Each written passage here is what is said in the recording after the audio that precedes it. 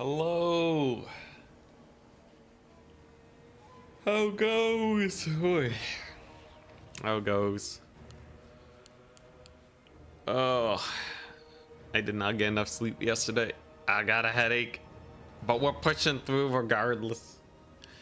We got the tournament to play, and it's gonna be Kislev. I want to try war sled strats today. People are talking about heavy war sleds. Heavy war sleds are not bad, but yeah, definitely not super worth. You only want to take them if like they're guaranteed to get shot. But like, what, you're paying 300 gold more? But are like 300 gold per? Would I rather have 3 heavy war sleds or 3 normal war sleds and like a winged lancer, you know? Yeah.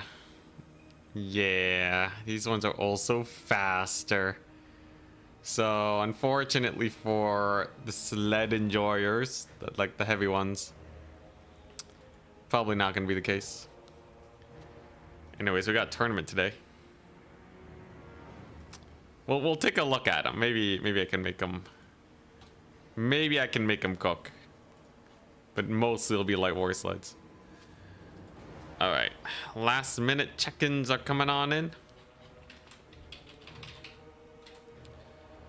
Here we go.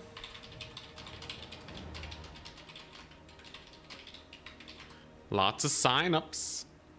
Setting up the tournaments in advance definitely helps with sign-ups. It's also a pretty friendly format too. Going for SFTs. Planning on going 1 and 3 again? Nope. This time we's gonna crush it. Screw Cathay. At least for the next little while. Oh man. You cook with the Caterin sled? Ooh, maybe. Alright. Let's do it. Generating the bracket. At goblins. Round 1. Huzzah. And we're starting against B6. Skaven Enjoyer. Oh boy. What's the map? Rift.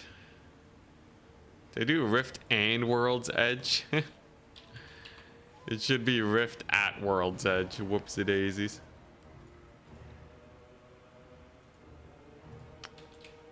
Rift at. Yeah, it should be at World's Edge. Whoopsie daisies. There we go. Alright, who's he playing? I'm gonna take a wild guess and say Skaven. Tomb Kings? What the what? Interesting. Tomb Kings? What is this world I live in with B6 playing Tomb Kings? What a mad lad. I can't believe he's forsaken Skaven before Charix has. Crazy.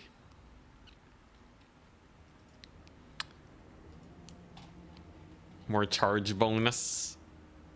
So impact damage is a mix of charge bonus and speed though. So less speed means they have less charge bonus. Or like, you know, less impact damage, right? So it's actually kind of hard to tell what's better. I believe it also factors in mass though, and they have quite a bit more mass. Just kidding. They only have 200 more mass. Wow, that's embarrassing. Alrighty, very interesting. So we're against B6. Hopefully we don't die. Yo, did you guys see my games? That Turin cast? Or just the one game, but did you see the Turin's tournament last night? We did pretty good. I'm not gonna lie, we did pretty good. Played a Tzeentch. I finally got that out of my system. So turns out Tzeentch is actually not as bad as I had initially thought. Tzeentch is kind of spooky. So that's something to consider. Yeah. Yeah, they might actually be pretty spooky. Started at 3 a.m. for you? Oh my goodness, that's true. I guess all the Europeans tuning in right now. Y'alls are just showing up. Or y'alls are European time zone. Sorry, it's gonna be hard to think today. Let's see. One of these causes rampage. What is it? Yeah, malediction of madness. 100 meter, 15-second duration. Can I use this on a Skaven weapon team? I feel like I gotta... Oh yeah, army blockers up, sorry. Mother of Stankia though. Maybe... Oh wait, no, it's Tomb Kings. Crap, I forgot. It's Tomb Kings. That changes everything. Yeah, Sisters of Twilight on the Changeling. Actually, a good use of the Changeling for once. At least one game with 4 heavy war sleds, please. Alright, grab At least one game with 3x or 4x heavy war sleds PLS. You actually can't take 4 heavy war sleds, fun fact. They're limited to 3. Can you believe it? They're limited. Alright, so the biggest issue here is the fact that Ushapti are going to wreck my world. How am I supposed to deal with Ushapti? Actually, like, is the vigor replenishment good on sleds? It's probably okay. I think they get tired pretty fast. Max Grom, Lil Grom.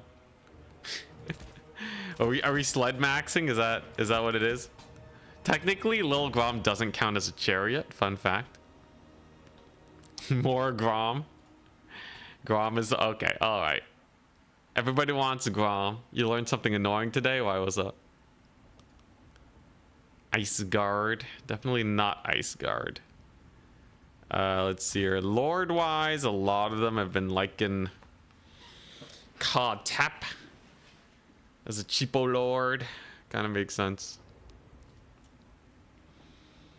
Is there any magic that's good here? Looks like some fun magic I can do. You know what? Sure. Oh, this is gonna be a bad build. My confidence in this build is shot, but we're gonna do it anyways. We're gonna do it anyways for the glory of Kislev. Oh boy. Bring Boris, trust. You know, he would actually be a pretty good duelist. I have sleds for the single entities up. I need like a lot more for their infantry. Tomb King's infantry have a way of not dying forever. You just sit around and fight and fight and fight.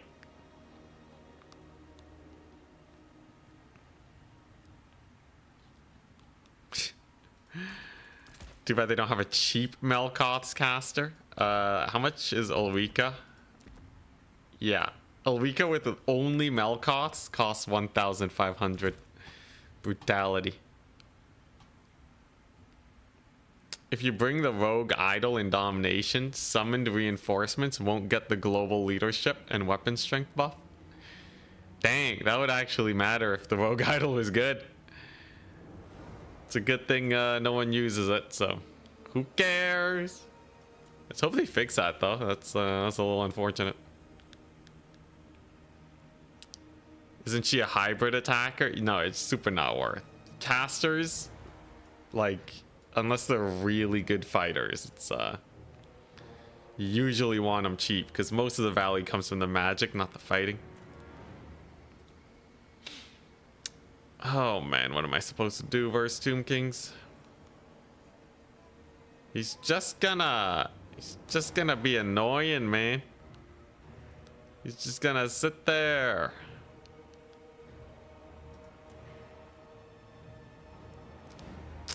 You get snow leopard. Snow leopard hype. Oh boy, this is a garbo build. This is a garbo build, man. We're gonna lose. We are gonna lose, man. Okay, it's fine. I have a great strategy. I have an ultimate stratagem. Surely, man, yo, being tired is not the way to play good Warhammer. I can feel my MMR dropping as I speak. Is this in any way a good build? Is this in any way a good build? Oh, I want to puke. I want to puke. Oh, there's no way this works. What wins, Grom or Bone Giant? So Bone Giant loses to everything. Bone Giant just sucks.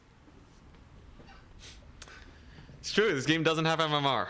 It's true, saved. Yo, who's signed up today? Martin, Rusto, Charix, Serika's in here, Berserka's in here, oh boy.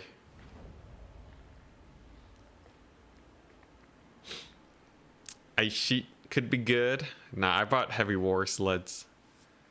I did it. Hey Gideon, what's up? I brought heavy war sleds. In theory, the only thing that can kill them is Ushopti. And then the littlest of Groms.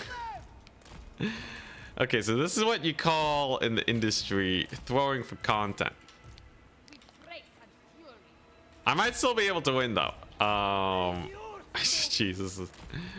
Woo, this is a weird build. Ready, good luck, have fun. So, yeah, if he went for full main tide, I'd probably be a dead man. I brought Swiftwing and Gust of True Flight and Double Frostworm. The Double Frostworm is the most meta thing about this build.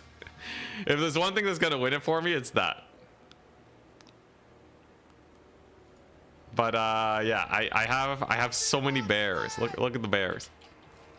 Look at those cuties, man. Look at them. They're doing great. Yo, look at those bushes. It just rises out of the ground. Yo, that's crazy. Yeah, that bush is crazy.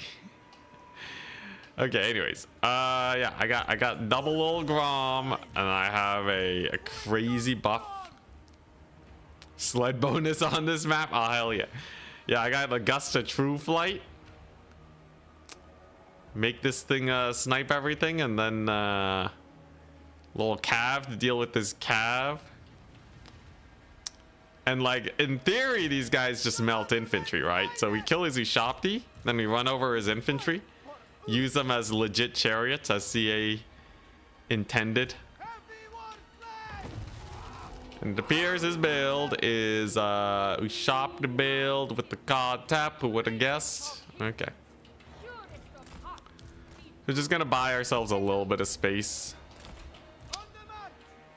Did I forget to remove the snowflake pendant? Oh god. I'm way too tired. Way too tired for this. Okay, so Gust of True Flight. Huzzah! 1 million range. Boom, baby. He's already in range. It doesn't matter. Holy crap, that annihilated the Ushopti though. Holy crap! Holy moly, what the little Grom? Calm down there, buddy. Holy bloodthirsty little Groms, okay. Alright, I see what you're putting down. Jeez Louise, man. Holy crap, it just melts Ushopti. Oh my god, alright. This is game over, man. Clearly Kislev is OP. Let's get my cav in here, and I should just be able to shoot these guys up. Speed boost them to get in there faster.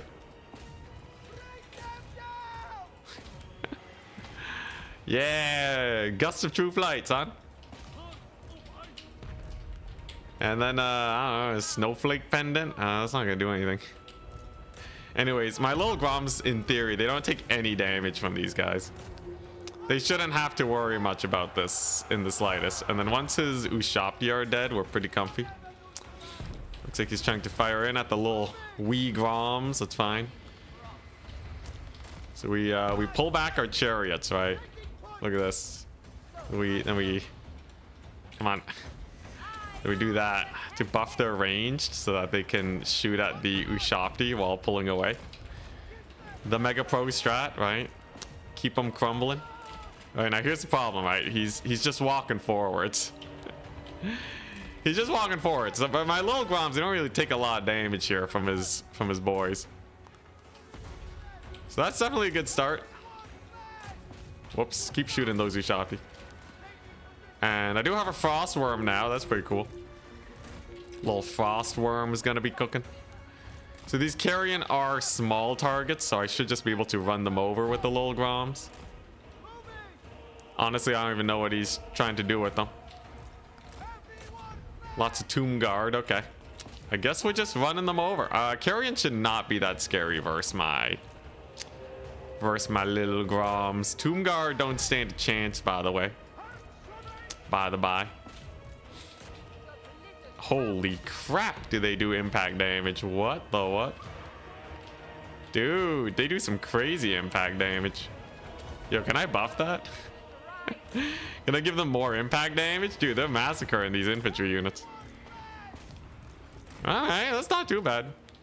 Let's see here. Yeah, I probably just need more cav, right? So he's down all his Ushapti. We're gonna have to keep on microing here, though. And then we're gonna have to army wipe him before the end of the battle is the big thing, right? We gotta actually take out the rest of his army. Easier said than done, most definitely.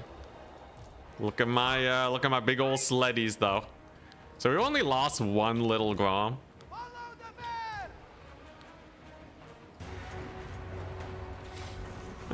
Sure, why not? There you go. Can I kill Kotep here? A Kotep kill would be insane. That would be so good. Run. There you go. He does get a pretty nasty heal. These guys are heavy, though. Look at that. Impact damage just running right through the spears like it's nothing. He does summon some Ushapti, though, so we're gonna have to play around that. Do they do damage to skeleton horsemen? Is that a thing that they can do?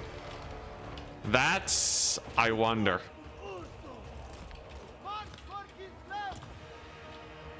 Come on, come on. Not that much damage to skeleton horsemen. They don't take a lot of damage, though. That part's pretty funny. The little groms are alive. That's good. And he doesn't have more Ushapti, which is very important. Swiftwing is going to help them path through all this infantry here. There you go. Unfortunately, my lord here is in a little bit of a pickle. But the little groms, they do survive. I mean, not the little groms, the war sleds. I keep calling them little groms. But, yeah, I don't know. Trading-wise, we're technically up, I guess. Come on, baby. Just live. God, there's so much Tomb Kings. It's so much Tomb Kings, man. All right, there you go. There's another cav unit down. Time is of the essence, though. Time is absolutely of the essence. Armored Kossars are here. Okay. Come on, you armored beasts. Cook them up. Come on. Okay, there we go. That's pretty good damage. Okay, little groms are surviving. So now all I gotta do is kill off his cavalry. And use my archers here to shoot him up. Come on. It was such a good start. Okay. Dang, so one of them is down. The others are still alive, though, at least. Dang, all right, they got routed. Brutality. Let's see here. There we go. That's a pretty good shot from my cannon. I am running out of time, though, and I have like no AoE. That's the worst part. Maybe Swiftwing will do. Little frost worm here, just doing its bestest. Ah, jeez, he's pulling back in the value trading, though. Unless these guys can start plowing through copious amounts of infantry. I think we lost this one. Ah, unfortunate. Turns out the triple sled is not the way. Who would have guessed? Oh, man. Yeah, they're doing the best. They're kind of getting stuck up, though, now. I think it's because they're out of vigor, right? What's their speed at? 56 speed. Do you know Forsaken of Slaanesh are faster than these guys? Come on, get the charge in. Ugh. Oh, what is that? Lackluster charge. You call that a sled unit? What is that garbage? Actual garbage. All right. Let's see here. Is there any way we don't just get stuffed up into eternity here? I think we are just going to be stuffed up into eternity. Isn't light more value for money? I got paid money to try it out. I had to see. I had to see with my own eyes. Ugh. What is this charge? Dude, they were so good when they were at high vigor. Now they're like, they can't do anything, man. Did they at least pay for themselves? They didn't even pay for themselves, man. Too many skelebones. Ah, that's so disappointing. Anyways, yeah. Yeah, it's definitely the way that you're supposed to get it to work is you have to you just have to use their ammunition more. I will say the little Groms melted those Ushafti. All right, anyways, this is GG. GG, well played. All right, memes are done. Now we get the triple win into come back into the tournament. Can B6 get enough wins though? We'll have to see. Yeah, heavy war sleds were honestly pretty disappointing. Little Groms were hype. I love the little Groms.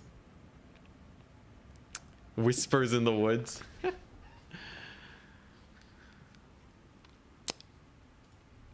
Yeah, sleds in general against undead is a hard time. Dang, look at those Ushakti though. They got massacred. Absolutely massacred. I love that.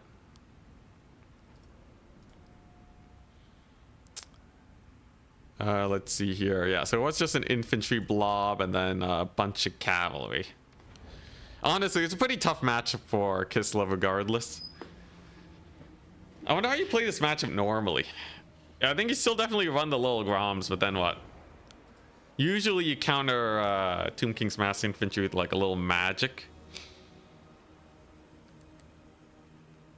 What factions would sleds be good against? Like something like Khorne. Anyways, these are just better. They're just better. You can almost take 4 for the same price.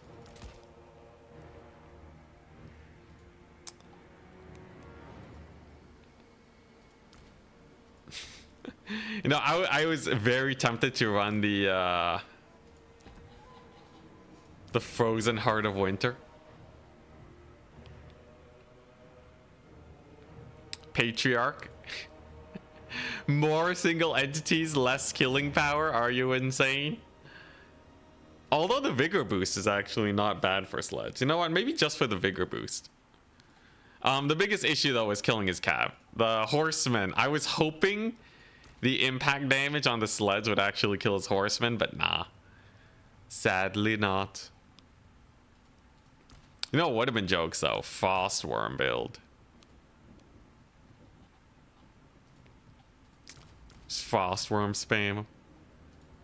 Let's see here. Anyone know if Oath Brothers could have cooked here? Call of Tor. I need like hella infantry clear. Honestly, I think it's just a terrible matchup for Kislev anyways. Such is life.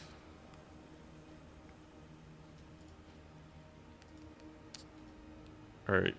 We have 5 more matches that need to be played. Now, I'm going to need to win the next 3 games, and I'm going to need to beat the tiebreaker. So we'll have to see. I will show off my games, though, that I played against... I played in Torrent's tournament. We can actually look at them right now. You want to see some epic Tzeentch shenanigans? Dude, Tzeentch is great. Feast your eyes. So this was played last night in Torrent's SFT. where we played as Tzeentch against a variety of factions, and they're actually really good against anyone that doesn't have a lot of shooting.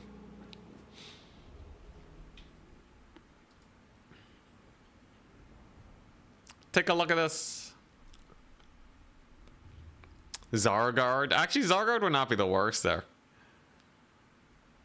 Considering he doesn't have anything to actually kill armor. Yeah, so this is, you know, this hero base is the same as what Charix does. 2 books, Kairos. Lots of blue fire. This one's an interesting one. So basically, this one's just a normal kite game against Khorne, right? We use Kairos. We have a victory point. He has a Cultist of Khorne. And then we're just going for the straight up Lord Snipe. Now, Lord Snipe sucks against Khorne. Because he still has like 50% resist to blue fire. But whatever. Kairos will chunk him down eventually, slowly but surely.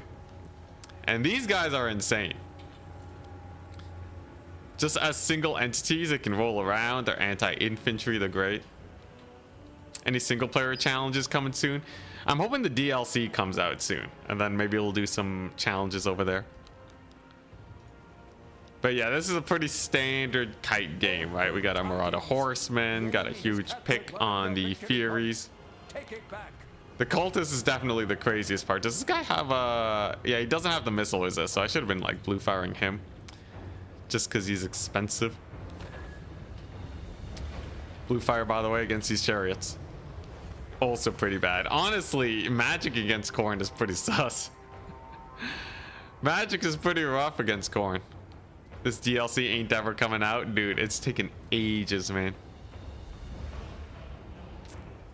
But yeah, it's you know, it's a little bit of skirmishing in the early game. There's nothing too crazy going on.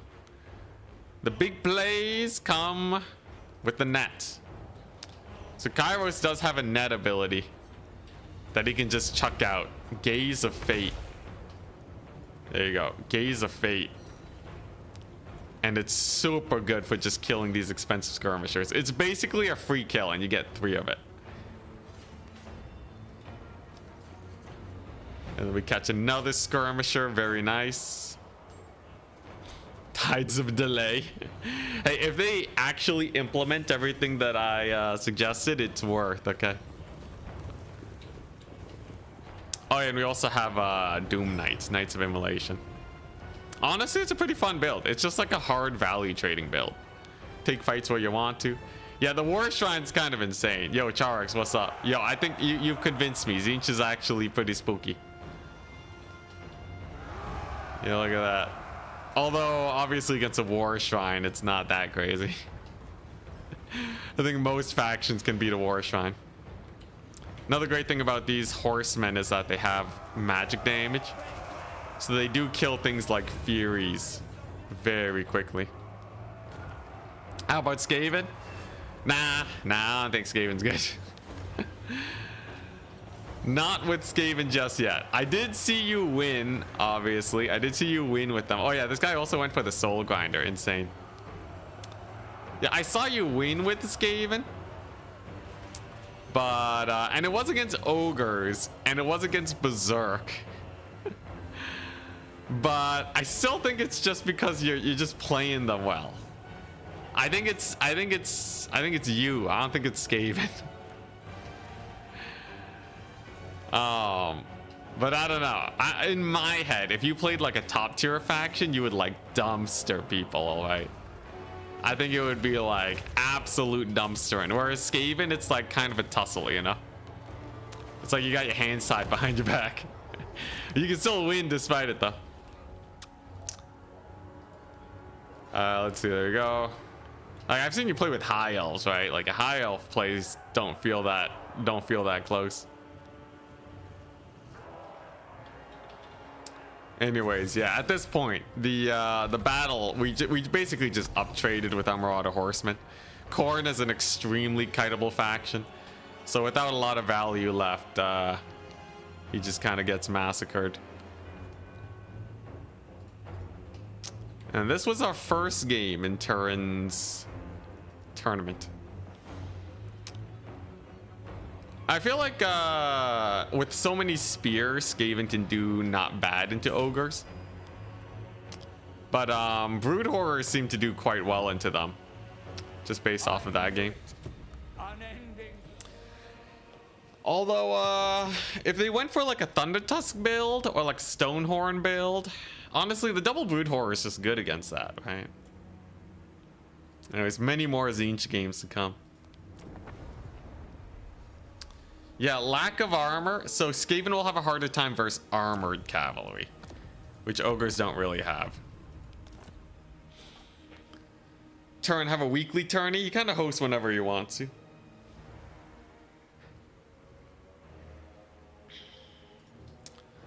All right, next round's coming up soon. It's gonna be Bray Valley.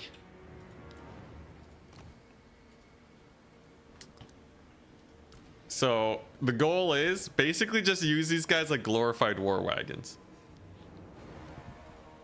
If war wagons are like A+ tier, these should at least be like A- tier. It's the rest of the roster that I'm still figuring out. I could just go for like a bunch of cav. You can play Skaven well also though. I can, but it's not like I can't get consistent SFT wins with Skaven, you know.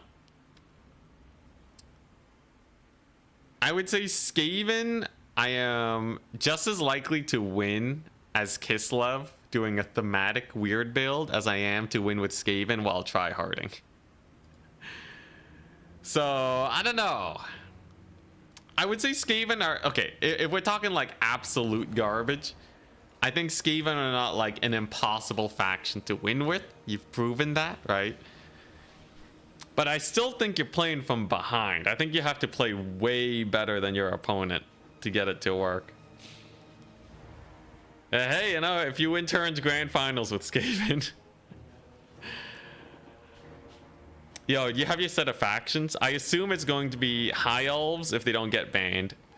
Maybe Wood Elves. I haven't seen you play a lot of Wood Elves though, but I think like High Elves, Skaven, Tzeentch, Wood Elves, Bretonia. I think that would be enough to make you through most things. Oh, and Lizardmen, right? So High Elves, Lizardmen, Bretonia, Skaven, Tzeentch, Wood Elves are your main threats, I'd say. Need to think like a rat. Constantly paranoid of being backstabbed. All right, here we go. Advancing the Swiss. Goblins, round 2. All right, and we're up against Pontim's Claw. All right. Hell yeah, yo. So we need a match into stronger opponents, otherwise we stand no chance.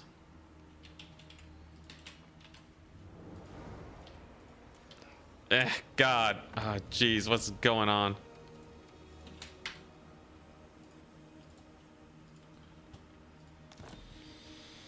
All right. So, Bray Valley. This is a open-ish map. The middle field is a little closed in by trees, but I should have enough room to shoot. Turn final Skaven win or no balls. I see. Okay, you will get a counter pick. Right, like Skaven are pretty nice counter pick, so I could see you actually winning with Skaven. If I make it to the finals, though, you're facing me with Skaven,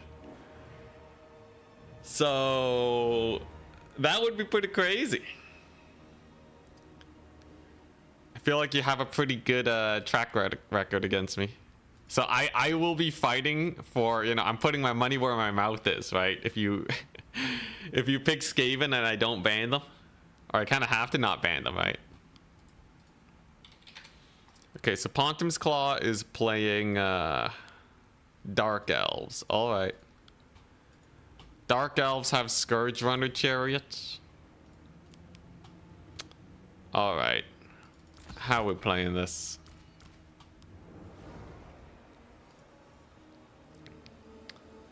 How are we playing this one? If it comes down to that, $5 in Charix. Let's see. How does one kill the Dread Scourge runners?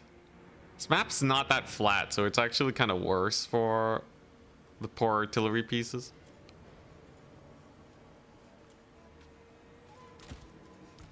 I like the idea of Patriarch with sleds to keep their speed boosted. And you can heal them, which is kind of hype. Magic-wise, though, I don't really know what I'm doing. Although, Dark Elves should not be that spooky. Dark Elves really shouldn't be that bad. They have a lot of low HP units. That should help me out quite a bit. Okay, so I think I'll get rid of that and probably take this spell. Okay, it's looking a little decent. Oh boy, no, this is a build. All right, as far as wacko builds are concerned, this one is definitely pretty wacko. Let's see though, I feel like yeah, I feel like this should be pretty comfy for Kislev, why not?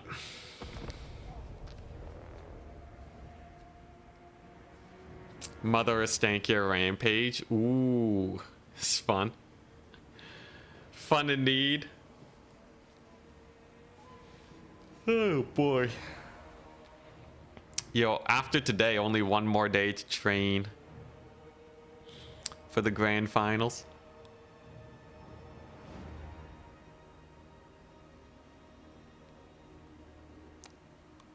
I dare you to win a game with Skaven in the turns final. Any matchup to make it easier, any round as well. Oh boy, look, if Charix, if we're meeting in the finals, okay? If we're meeting in the finals and I have a lead, I have a lead in wins, maybe I'll go for Skaven. Here, if you want to play dwarves, I'll play Skaven into that. How's that sound, okay? You know, I feel like this is a great plan, actually. You know, yeah, there you go. We figured it out. Oh boy. Let's see, what matchup am I comfortable playing Skaven against? I like Skaven into dwarves. I like Skaven into let's see, a faction with no cav, no big monsters. I don't know, man. I won't go that low.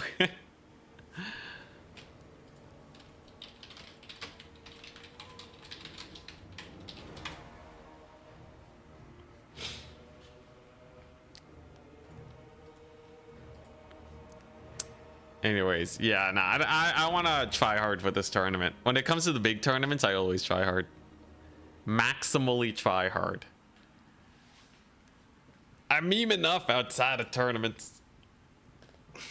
After the tournament, though, I'll probably try learning Skaven again. I feel like it's an important skill set, learning to defend that back line. With infantry, instead of just cav spam. Alright, here we go. So, this map. Very terrain-centered map. Very terrain-centered indeed. Let's take a look.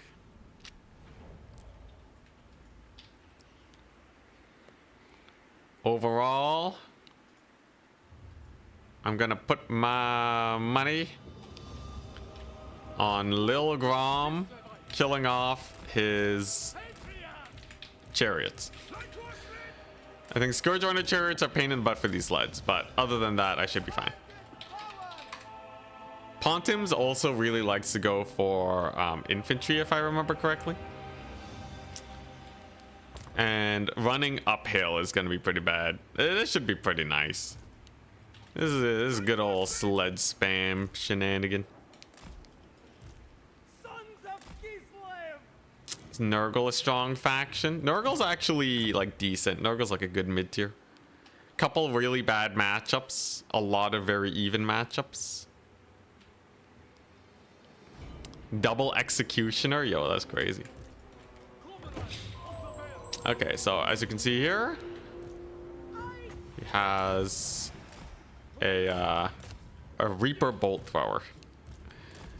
Now I have Gusts of True Flight on Lil Grom, which means that it's just gonna fire right across the valley, plonk into a couple Dread Spears.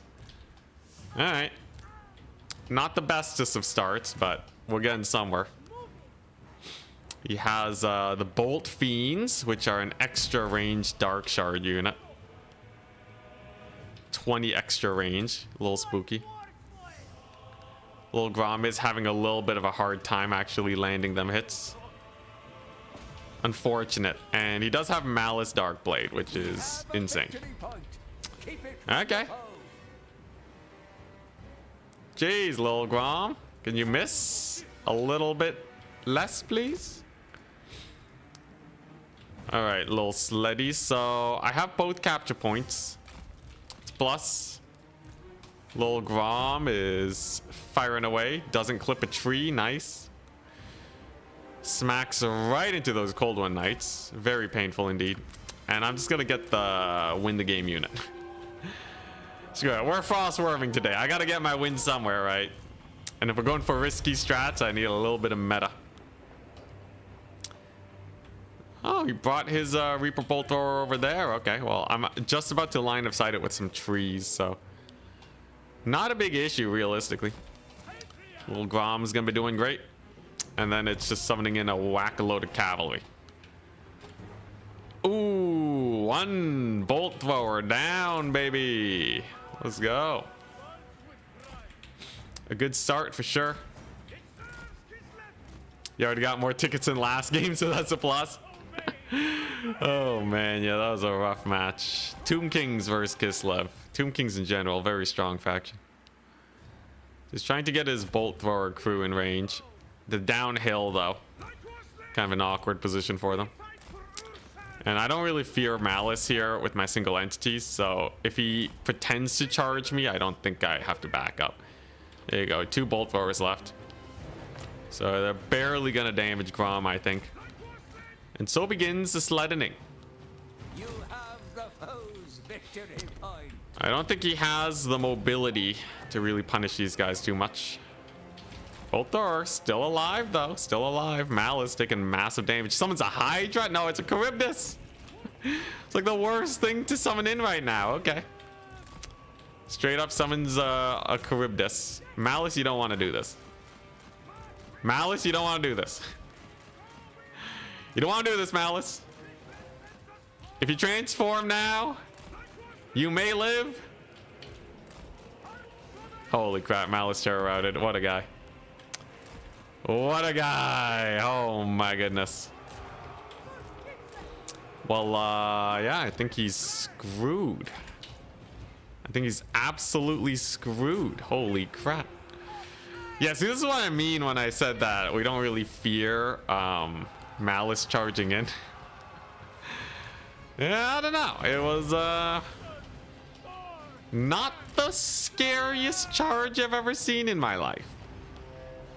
Jeez. Call him Meme Blade for a reason. He didn't even transform. Dude, the untransformed Malice is the greatest tragedy of our time. Alright, so I guess we just gotta carry this one out. Cold One Knights against Double Frostworm. Nigh impossible for them to survive this. And with the Cav spam, we're looking pretty good. There you go. Massive leadership debuff as the Count is attacked in the flank. Terror routes abound. Malice is also gone. And this is where we bring in the hammer, right? So with all of his cavalry down, it's an infantry army against 1 million sleds. What does that mean for our opponent exactly?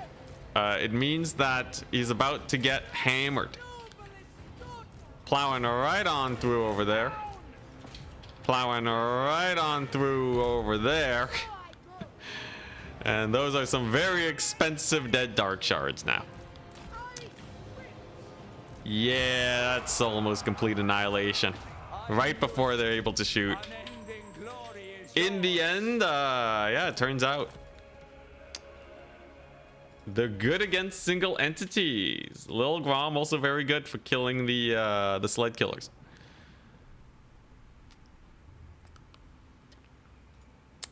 Pretty nice. Jeez, Malice though. 66 gold. Oh my gosh. 2 losses. What'd I even lose? I think I lost 1. Yeah, 1 Griffin Legion died. Or maybe 2. Or 2 Griffin Legion. Oh god. Yeah, that's kind of brutal. Such is life. Wow, that was I just gotta figure out how to beat Tomb Kings now. The dread Tomb Kings.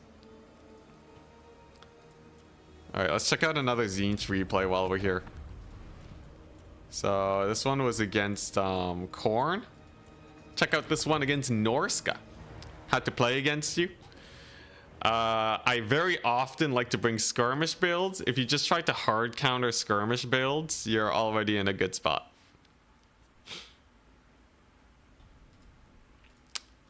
That would be my first recommendation. Go for something skew that just tries to hard counter my playstyle. Second option is to not meme with Malice Darkblade. Although he might not have been memeing there. It might have been like, you know, a genuine, like, he wants something to fight single entities. But like, he dies to sleds, you know? And it's like guaranteed that I'm going to be running sleds and frost worms. Like, all of that counters Malice. I'm really surprised there were no Scourge runners. But I guess the Lol Grom was pretty spooky too. Alright, here we go. The nerd faction. So we have Exalted. We have Blue Fire. And in this game, my opponent didn't bring a caster, which is hilarious because Kairos. On Kairos, I brought the Glean magic ability on him. So we actually got hard countered because my opponent didn't bring magic. It's amazing. Regardless, though, it's still a good position for me. Not running magic is playing Korn without spell resist. So that's going to be pretty tough. We're using our guys here to capture some points. And of course, we're running the double Exalted Heroes with Book of Secrets once again. It's a solid build. You know, you just have lots of armor. You got your skirmish cavalry. And you got Kairos just spamming Blue Fire into the horizon. Now, I did learn Kairos is much better using Tzeentch's Firestorm on these guys than Blue Fire. It's a lot more cost effective. You just got to find something a little bit more on the expensive side. Also, way overcommits with the Manticore to try and hit Kairos. Rule of thumb is do not try to kill Kairos. Kairos never dies, man. Just never. Never ever go for him. Unless you have like a soul grinder of Tzeentch or something. But anyways, it's a nice little tussle. This is a game where we don't really go for a lot of value. Oh, I also have Chosen of Tzeentch, by the way. These guys are hyped because when people are going chaff spam like this one elite unit can actually get a lot of work done. And he summons in yet another Manticore, seeing just how good this Manticore did. Brings in a second. Centaurs, by the way, very expensive unit. If you babysit them well enough, though, they're definitely quite powerful, routing off the Marauders more or less instantly. And this is a great thing about this build. You have so much anti-infantry just everywhere. Play Skaven into my Tzeentch. Skaven have the shooting to beat Tzeentch, I feel. I feel like Skaven would actually be not bad into Tzeentch. Like Tzeentch, these guys against Jezzails, oh god, it's gonna be bad.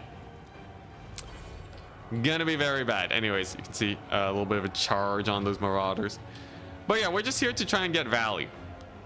Nothing too crazy. Spamming our magic. One great thing about Tzeentch is you can actually never run out of magic if you use your abilities right. So they get a little bit of a capture here. He whiffs the boat. And he only has one Skin Wolf unit here. You can see Tzeentch's Firestorm is indeed a very powerful ability. Basically, whatever it hits, it kills. It's just, it goes in random direction, so it's not guaranteed to hit everything. But yeah, a couple skin wolves are not going to be an issue. They get absolutely routed off. Kairos, even though his stats are pretty bad, he still has over 7,000 HP, so he's not going to die. What's going on? We're just casting a replay from yesterday's tournament. And that puts us in a nice position. There you go. Manticore overcommits once again, and this game's pretty over. Also, that net. Look at that net, man. It's so good. Free charge on the Skin Wolves, Book of Secrets, basically a Buna, and a Centaur of Tzeentch charge. That's 1,000 gold that I got for just using a couple army abilities and having cavalry nearby.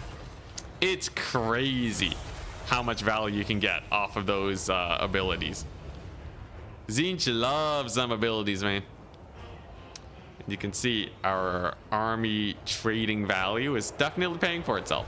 Chariots too, very good versus dogs that are usually summoned to deal with your cav. They just get obliterated. Book of Secrets, Bunaing them again. Blue fire, don't cast it too close or it will miss. And at this point, Norsk is pretty done for. There's not really much that they can do. All I really gotta do is capture the points. Get another massive Tzeentch's Firestorm. Lots and lots of damage. It also doesn't really hurt the Chosen very much because they have a lot of HP. You can see, just look at that. It's melting those Marauder champions. Although I actually did do a little bit of damage to my Chosen.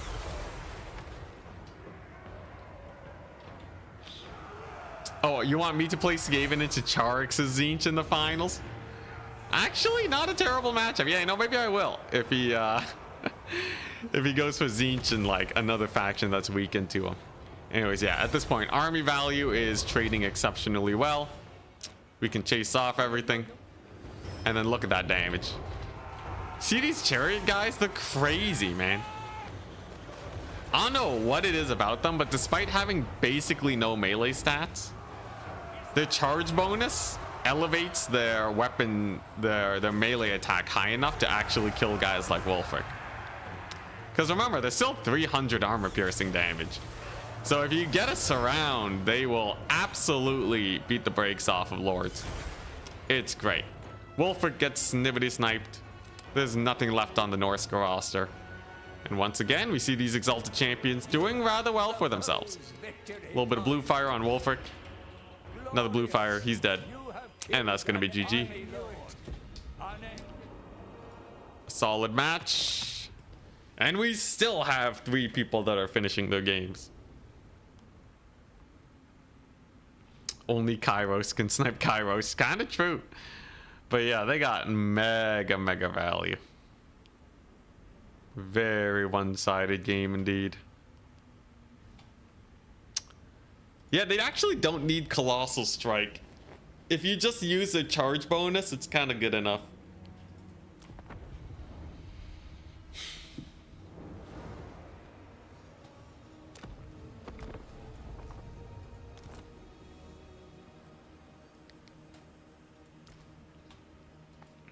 Okay, yeah, honestly, Patriarch Double Frostworm is like so good. You can support it with basically anything and you'll probably win. Oh man, how do I beat Tomb Kings though? How do I beat Tomb Kings? Maybe I do just go for the Double Frostworm. Is that what we do? Kairos can't snipe Kairos because they just Glean Magic themselves. If they both bring Glean Magic, we have been there before, right? In the Tzeentch mirror match.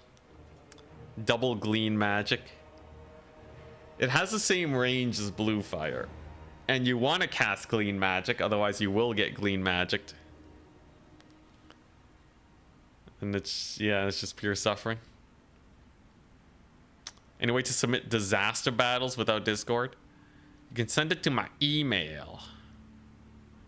Send it through my email and we'll take a look. Although I'm not covering that many lately.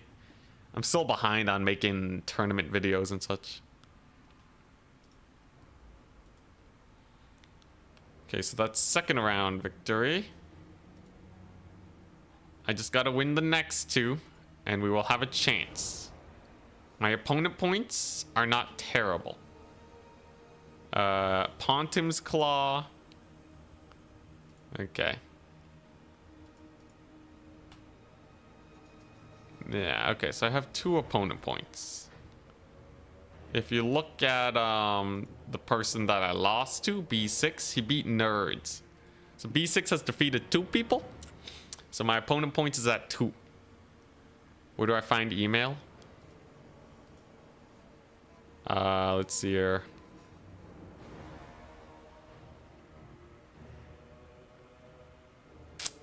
Where did I put it?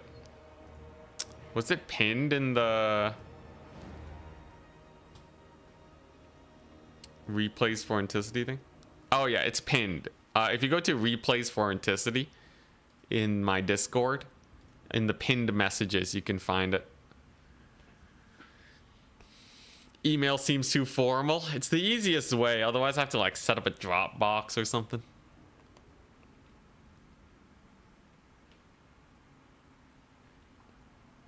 If you take Whispers in the Woods, you can make your frost worms unspottable. It's pretty jokes, but you can also just dodge with them. And then once they're close enough where Ushopti can actually hit them, you just charge the Ushopti and get them killed.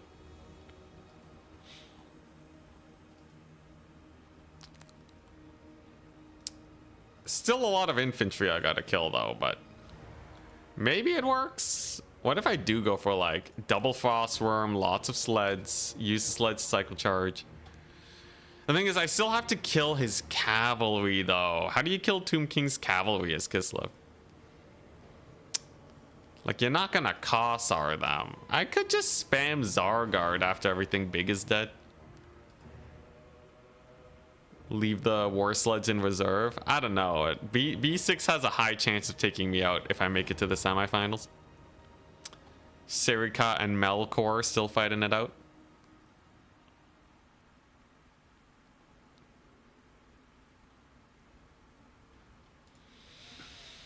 Oh man, yo, this the grand finals, man. I'm stressing. I'm stressing. I gotta bring my A game.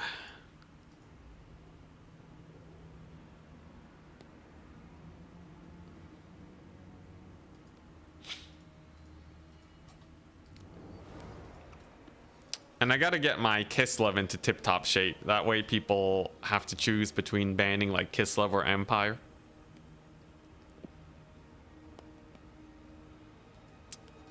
Most people are still banning my Kislev, but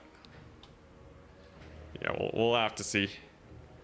I think Kislev, if I'm not memeing though, we do pretty well with the double frostworm. Just seems super hard to try and counter.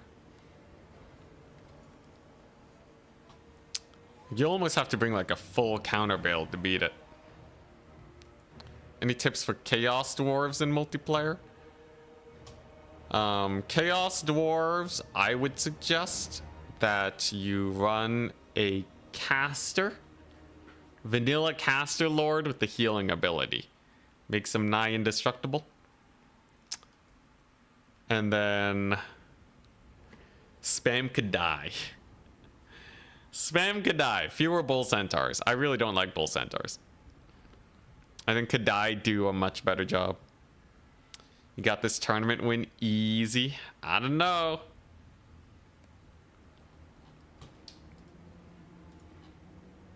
Turner and brackets still finishing up.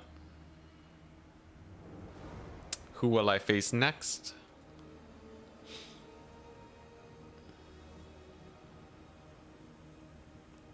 Thankfully, we faced pretty competitive players. Let's take a look.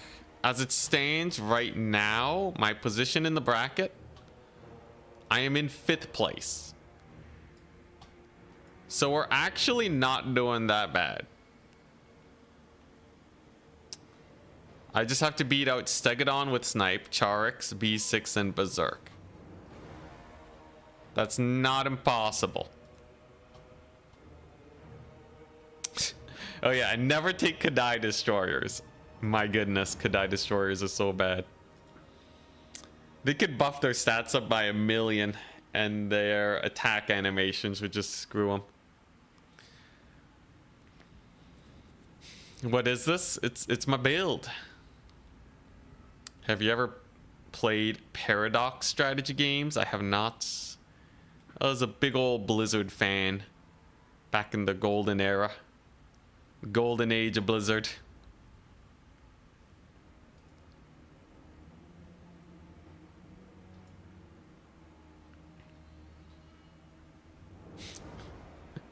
Quad Kadai.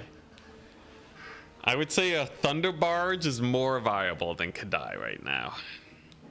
I've seen people try it though. It's a cool unit. People want it to work. And it just doesn't. Serica and Melkor still fighting. We played a game, cast a game, hung out for a little bit. But at least the tournament's going by pretty quickly. At 30 minutes per round, that's not bad.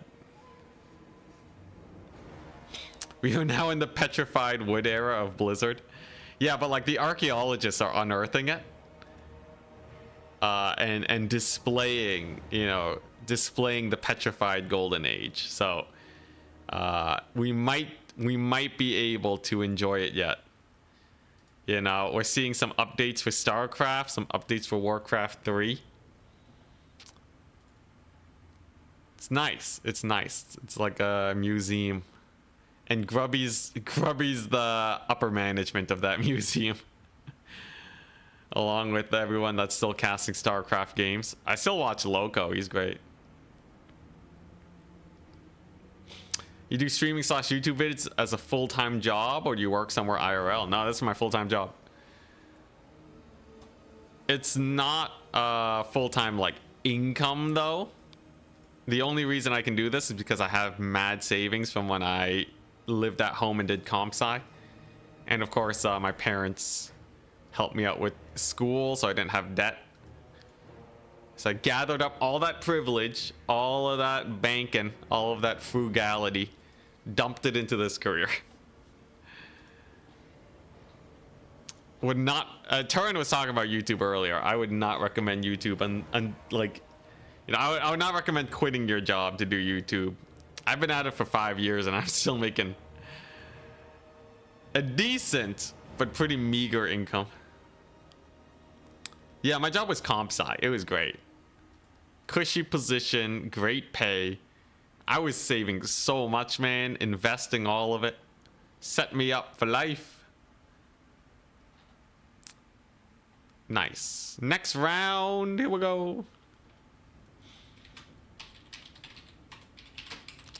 Round 3. And we're up against Serica.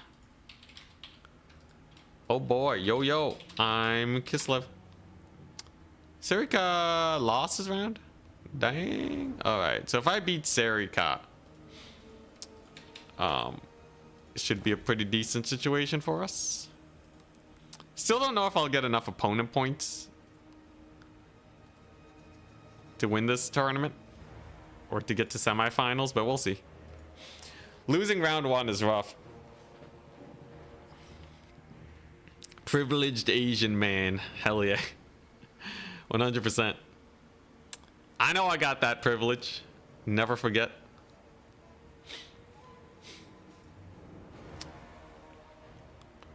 Oh yeah, no. I am like super duper privileged. I do bring it up every once in a while. If you are less privileged than me, do not feel obligated to donate any money. Run an ad block or whatever. I don't care, right? Like, you know, I'm honestly fine as is. But yeah, no, I lucked out. Lucked out big time. What's Serica playing? Is it Wood Elves? I feel like Kislev versus Wood Elves is kind of sus. Empire. Oh boy, Battle of the Sleds. Hell yeah. I'm gonna die. Alright, so Kislev versus Empire is a pretty bad matchup because long rifles exist. And they do pretty good into everything. Map is Itza. Okay. Alright. I can manage. I can manage. It's just Serica's Empire. What's the worst? Everyone more privileged needs to pay up though? Yeah, exactly. Right. Alright. Okay. Memes aside. I'm joking. It's Empire. So, man. The sleds are not exactly like an Empire backbreaking unit. That's what I worry about the most. So like I can't just YOLO in with the sleds and have them all die, right? That's just a terrible play.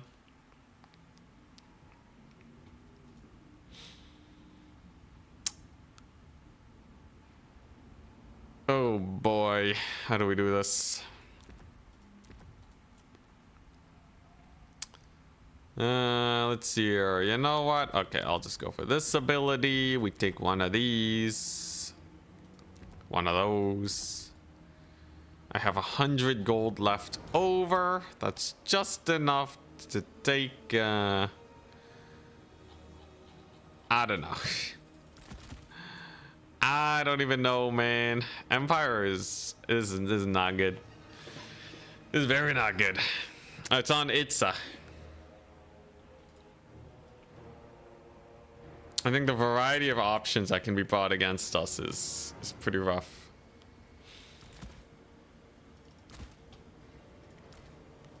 Okay, you know what? This is actually not too bad. Okay, all right. Then we go for one of these. Let's see here. Like the front line is just gonna be better than me. Their ranged firepower is gonna be better than me. It makes sense that like I might want to do a full rush type situation. A little expected though. I like having just a little bit of contingency.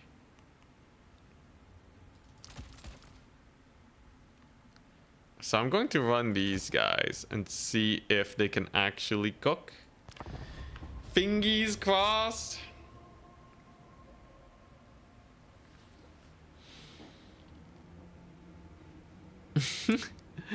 And acts like he's about to think about a build. Well, the 2 Frostworm blob is only 3,000 gold, man. I still have the rest of my army. It's so cheap. It's how you supplement it.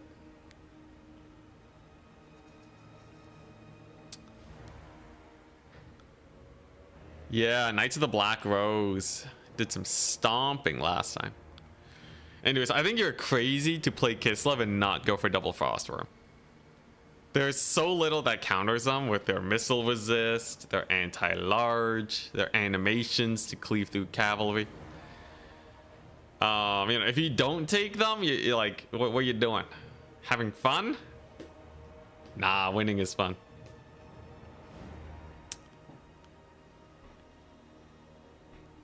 But yeah, that's the big dealio. It's like playing Empire without Empire Spearmen.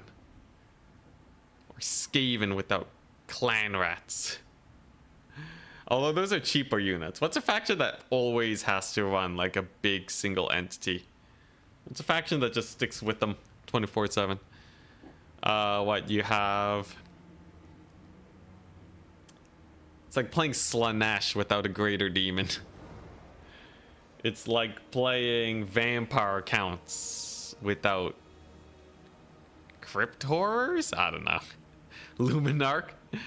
Tomb Kings? Nah, they get by with the horse characters nowadays. Lizards? Some Lizardmen builds actually cut the big monsters too. I don't think they're a must take. I think with Kislev, I think the Frostworms are a must take. I think you're crazy to not run Frostworms. They are an anti-everything unit.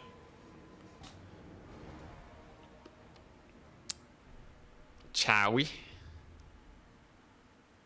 Yeah, it's like taking Chaos Dwarves without a caster on a Bale Taurus. I think Chaos Dwarves is a big one. Chaos Dwarves, you have to. Otherwise, you just don't have a single entity. If Frostworm got cooked by double Nurgle Exalted Hero earlier, is it because you only had one, or what?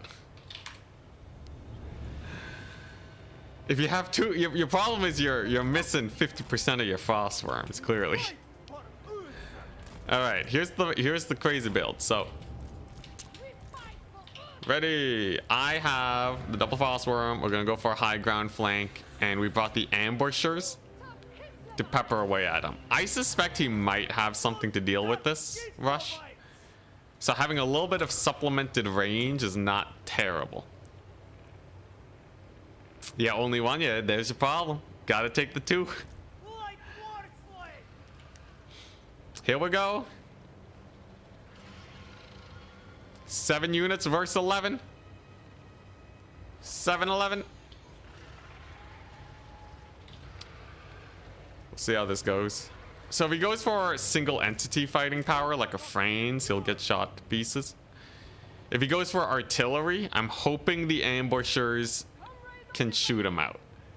Really depends on what his ranged firing core looks like, but the ambushers should, in theory, do pretty good. Okay, and it looks like we have Null Ironsides. What are you doing, Seriga? A light wizard makes sense. Null Ironsides is insane. 60 armor. Okay. So my good friend has gone insane. I see. He has some Knights of the Black Rose. Yeah, he's taking all his favorite units. Very interesting. I don't want to reveal that I have these guys here, you know. I want to keep them invisible. Oh, he has a stealth unit. Okay. Interesting. Well, we got capture point number 1.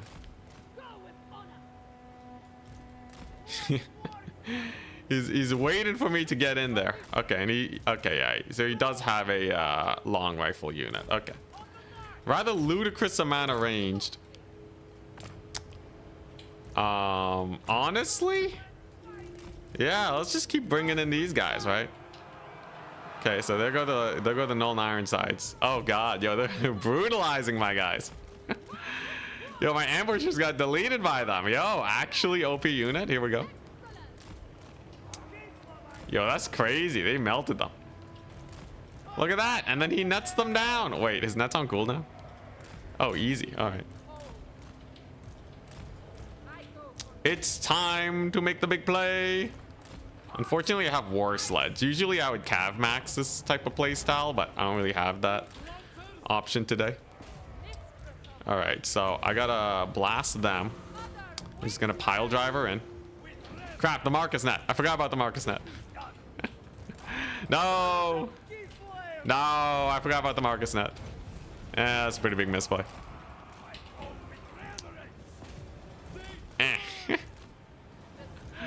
Okay, there we go.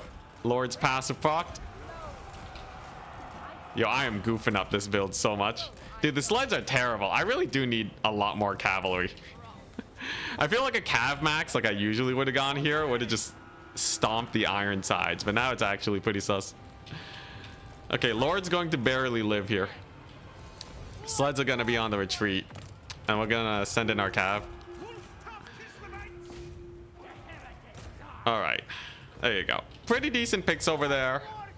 Lord, unfortunately, is gone. Kislev can do okay without the Lord, at least. God, those Knights of the Black Rose. Dang. Yo, look at him cook, man. He's cooking up a storm.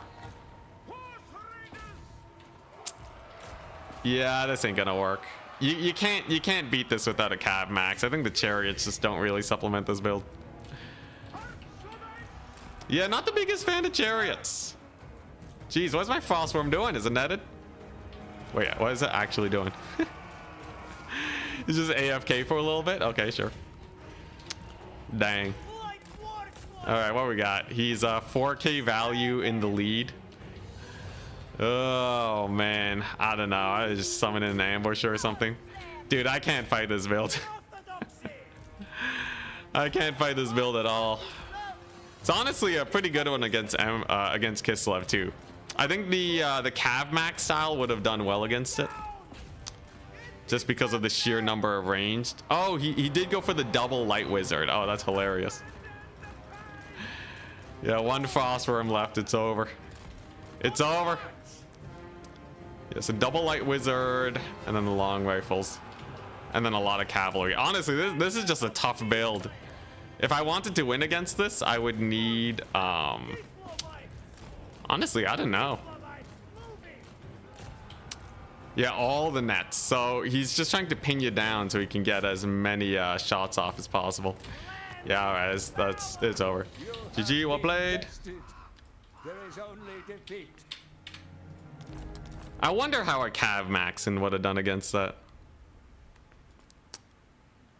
But yeah, the sleds are garbage into a gun build. You can't bring sleds into that. Typically you would have artillery to counter that. I was wondering if the ambushers would do well, but they did not outtrade when it came to shooting. So if you wanted to win there, let's see here. Yeah, I think you do just need to have Cav Max start. Cav Max start, split your forces, and then just go for a nasty full surround. It's still going to be very difficult though with double net. You would have to be hyper aggressive. Let's see here. So let's say you Cav maxed it. You cut the Patriarch. How much cavalry can you get at the start of the game? So you can get 6 units of cavalry. Marcus net, let's say he catches 2. And then double light wizard, he catches another 2. You still have 4 barreling down into his back line. He has cavalry too, though. Other option is to just spam Cossars. So if you look at Null and Ironside armor, they're rocking 60. Dang. I guess maybe it is just Lil Grom. Or you just have to Lil Grom and shoot him up. Main Tide is not the worst versus Cav Max because you have Frostworm and Ice Witch. Yeah, I think your 2 options is to start with a lot of cavalry, or you use Lil Grom to force him forwards. Dang. Chariot build did not cook today. Well, at least you have replays. Take a look-see here. Let's see here. My next match was against Chaos Dwarves. Yeah, honestly, I've always felt like Kislev is a little bit on the weaker side. Which is why I'm always surprised that people ban them.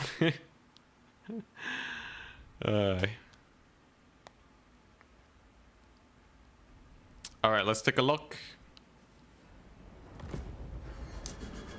Take a look at this. So this was similar style. Kairos double exalted against Chaos Dwarves with Kadai and a bunch of skirmishers with a bunch of infantry. One thing I realized with Tzeentch is that Severed Claw supplement this playstyle very well. Anything that can kill the Severed Claw gets melted by Tzeentch's Firestorm. So that's what we decided to go for today. Kairos Blue Fire against Tzeentch. He does have spell resist, fire resist, and missile resist. So Blue Fire doesn't do that much damage to him. But because Blue Fire is essentially free, you might as well get that chip damage on him anyways. Do you expect Cav Max on Saturday? I think I would bring Kislev versus like Chaos factions. I think shooting factions beat Kislev. Cav Max, I think it's way too risky to take that fight. Anyways, the crux of this battle is going to come down to Tzeentch, by the way. He has Sadistic Snare, and Kairos is a terrible fighter. So if you ever get snared, it's pretty bad. Thankfully, Kairos is 90 speed to his 85, so he can play keep away. And this fight over here is an interesting one. So lots of skirmishers plonking away. But shields in the woods are helping us out. And we're just going to look for some value plays. The big target here is the Blazing Beards. They cost 950 gold, so if I get Tzeentch's Firestorm on them, instant dead. We can also use our Severed Claw too, because their blasting charges are just not very good against them. So take a look-see. And blasting charges go out. A little bit of a waste of ammunition. Barely scratches the shield. Aspiring champions have, yeah, so they did like, what, 10% damage to the aspiring champions? Still a little spooky though, because I can't move in with my Forsaken. I want to net him, but he actually brings in Tzeentch to give his silence aura. But as soon as Kairos moves out, he does get the cast. Drops the Tzeentch's Firestorm. And this is mega value. Take a look-see. Boom. Instantly the guys in the middle are just dead. And with the double exalted heroes coming on in, this is crazy good value. As long as you don't get the blasting charges off, you're fairly fine when it comes to these guys. And then we have a good old solid engagement with Centaurs going on in. Obviously he does have a triple cap, but this is a value playing build. This build heavily relies on just army wiping your opponent. Gotta love the ability. Yeah, no more movement for you. Or unless you're talking about this, the silence aura. Honestly, if he was able to stick to Kairos, it would be really good. It's just he's a little bit too slippery. Also, he does summon an artillery piece, Death Streaker. Friendly fires a little bit, but you can see with the value trading, it's actually pretty even. But this fight's going great for us, right? Just look at these guys. Everything's on the verge of routing. Basically no more melee units, and all I gotta do is keep Kairos alive. He does, however, get the sadistic snare down, and it does last an absurd amount of time, over 20 seconds. But Kairos is a tanky fellow. His shields tank a solid 1,200 damage. And even though Tzeentch is there, he does have to pull back because Centaurs are abound. So, was it worth? Absolutely not. Kairos took a little bit of HP damage. And it only gets a little bit better because of Death Streak hit him. But like, considering that was one of his core net abilities, it's pretty bad. Good old Kairos. Rule of thumb, don't try and kill him. He's invincible. Chariot dude's bullying his Demon Smith too, looking pretty nice. Kairos is fast enough to dodge that Death Streaker. Which means all I gotta do now, once again, is the cleanup. Chosen are great. There's nothing that can kill Chosen. Severed Claw are amazing. Nothing that can kill them. One Exalted does go down, however. So it's definitely still a little bit of a tussle. But as you can see here, the constant blue firings slowly but surely wearing down his army. Tzeentch's still a chunky fellow, though. Refuses to die. Do Centaurs get a forest buff? No, they don't get a buff fighting in the forest. Okay. But I think they phase through trees because they have woodsmen. Yeah. So they are completely unhindered by forest. Anyways, fighting continues. We get a couple of routes over here. Got a few Zongors on the Hobgoblin Wolf Riders. You know, it's pretty standard fare. Centaurs are in. Beating up the Tzeentch. And what does my opponent really have left? Honestly, quite a bit. He actually does get another Death Streaker hit on Kairos. Very painful. I think its Valley's actually doing pretty well. Yeah, despite not really shooting at my infantry, just hammering Kairos gets about 1,000 gold value. Way more than anything Tzeentch was able to achieve. But remember, he still has some very difficult units to kill. Look at this Exalted, right? Even up against Tzeentch, still holding his own. Severed Claw are fine. And the Chosen are also really good. He also summons in Sneaky Gits, which get a little bit of value against my Centaurs, but way worse against armor. And that's kind of what I figured would do good against them here. Basically just spamming a bunch of Zongors, getting a lot more infantry on the field to just hold on to the points. Because as long as I hold on to 2, we win. Death Streaker, though, is a menace. Barely misses Kairos again. Exalted Hero does have to disengage from Tzeentch because cycle charging is important. But it looks like we'll be able to get one of these points. We'll need the second one, though. Woodsman buff only applies in single player. Does it? I'll have to do like some proper testing sometime.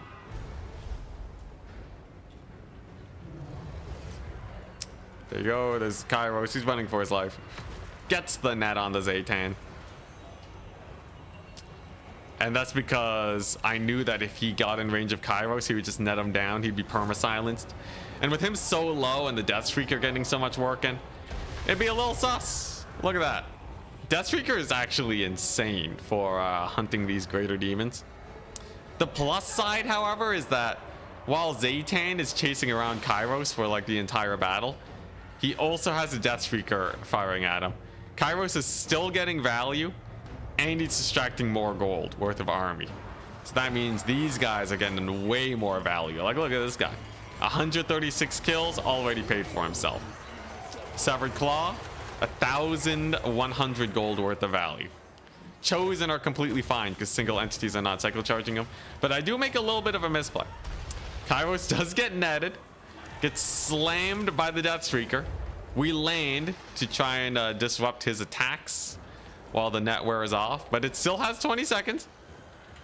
Unfortunately for my opponent though, Tzeentch is glitching out.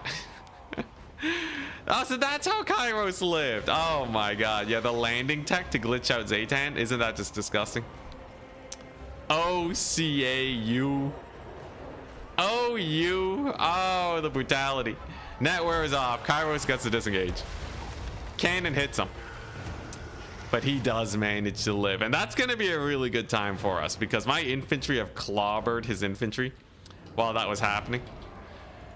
My boys are starting to get the triple cap. And yeah, this is looking pretty bad. It's looking pretty bad because like Tzeentch's been distracted for the entire battle, right? Despite that, he still has 1,000 gold worth of value, but he kind of wants more. Train over here is going to be in some trouble too. As we know, Exalted Heroes are pretty spooky against it. Yeah, big old TF2 color scheme. But yeah, Train's gonna go down to the Exalteds. They have armor piercing, they have great charge bonus, they'll do fine. And we can secure this point for quite some time. Kairos too, against all odds. Somehow his leadership actually stabilizes. And at a mighty 1,000 HP. Actually, I'm surprised. That's 1,000 HP. Jeez. Nets down Tzeentch. Gets the skirmishers under him. Turns around and straight up BMs them with the blue fire. And that's going to be pretty brutal. Tzeentch getting punished severely. Train goes down too. And this is now looking really bad for my opponent. He has to de-summon his Death Shriek so Kairos is safe. Severed Claw now need to find something to do. But yeah, Tzeentch's actually gone worn pretty thin. The Kairos punishing was too much. Intensity winning because of bugs. Dude, the landing bug. Oh man, I really hope they fix that.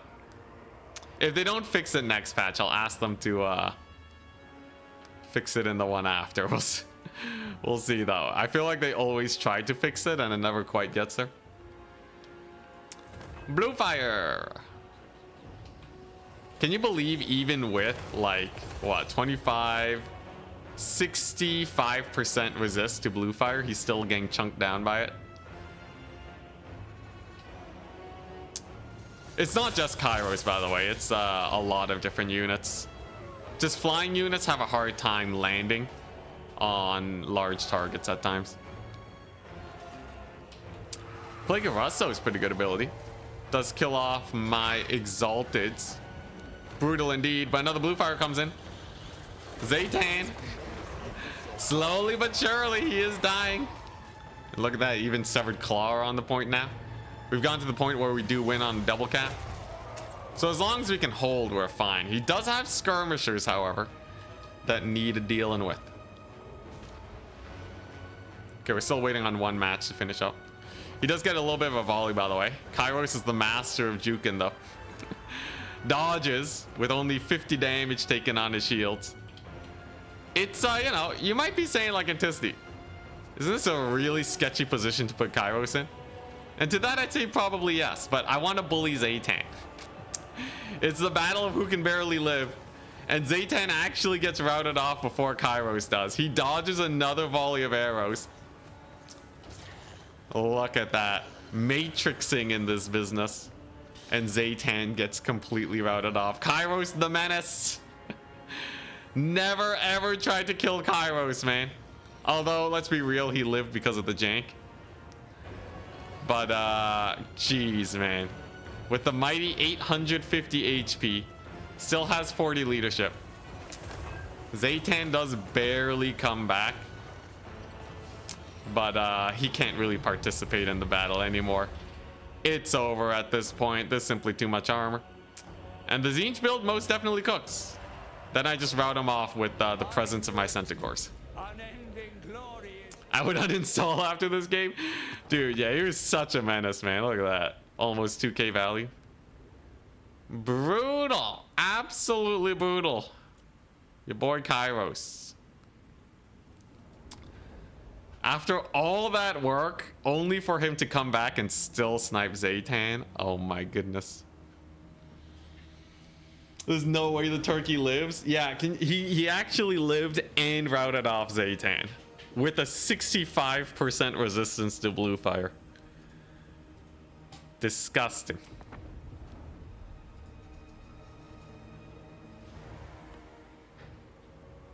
All right, now anyways, my odds of getting to the semifinals is now crushed. Turns out sled build doesn't really work when people are expecting frostworm builds. So yeah, kind of unfortunate.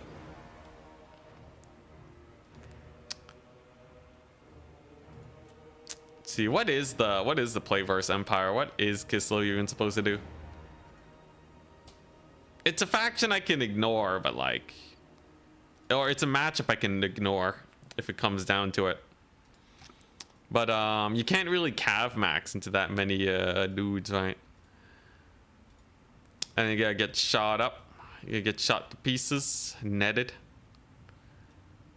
The nets don't work versus like a wide build, but you can't go wide as Kislev. Go Chuck and Felix, they would also get shot up. Honestly, I think it's just a terrible matchup unless you go like double Little Grom. I think that's the way. I think if you do go for double Little Grom, and then you somehow win against like their long rifles. Like long rifles are going to be a problem almost no matter what. It's just yeah, it's just too painful to deal with, right? But like I think your best shot is to go for something like this. And go for like a million Kossars.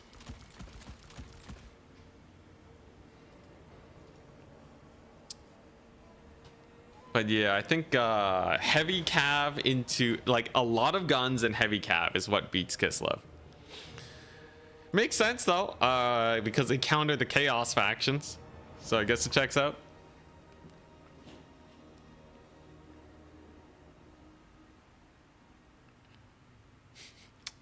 Don't understand how people get baited into trying to kill the chicken every time. I've been I've seen the allure. I felt it. It's the fact that he's just so annoying and you just want to punch him in the face, you know? We're up against Alexander Nuts in the pits. Yo, yo. The pits. Yo, what faction is he playing? The Goblins. Round 4. All right. Let's see if we can round out this day. Honestly, the sledding was a little underwhelming. A little underwhelming.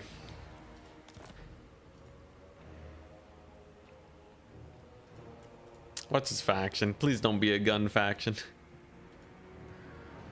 SFT Declaration. Alexander Nuts. Greenskins. Let's go. Let's go. All right. No guns. No armored cavalry. All right. This is it. In theory, this is an unlosable match. Okay. So to start off, you go for the huge. You can't not go for these guys. They're too good. Let's see here. Yeah, you go for Hawks of Miska. They put her on a Frostworm. Actually, yeah, let's take this. Isn't snipe supposed to be guns though? Say what? Forest stalker trait works if the terrain is properly coded as a forest.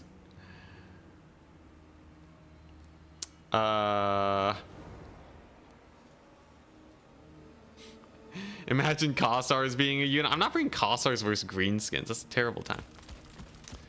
What we're gonna do is bring light war sleds. Greenskins should have like nothing to deal with this. What's the map? Hashut's oil fields. It's an amazing map for us. Ah, hell yeah. The snipe ability on the ambushers. They can get spotted pretty easily. They also don't have snipe. They have stalk. So they get revealed when they shoot. We saw that versus the Empire. They just got blasted. Yeah, they only have stalk, no snipe. Brutality. Bring the Death Frost. I could bring Death Frost, but Hoxamiska is way better for routing. I prefer that. Anyways, screw the infantry line. Not a big fan. Can't bring Watchmen of the Night, though. Just the one single entity. It's a perfect span, you know why not? Alright, here we go.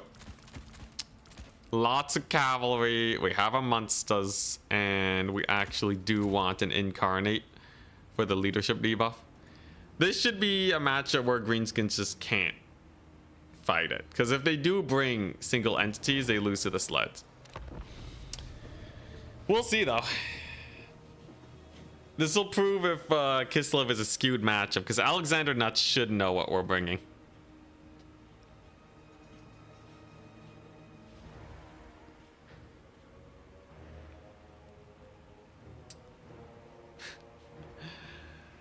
But yeah, I think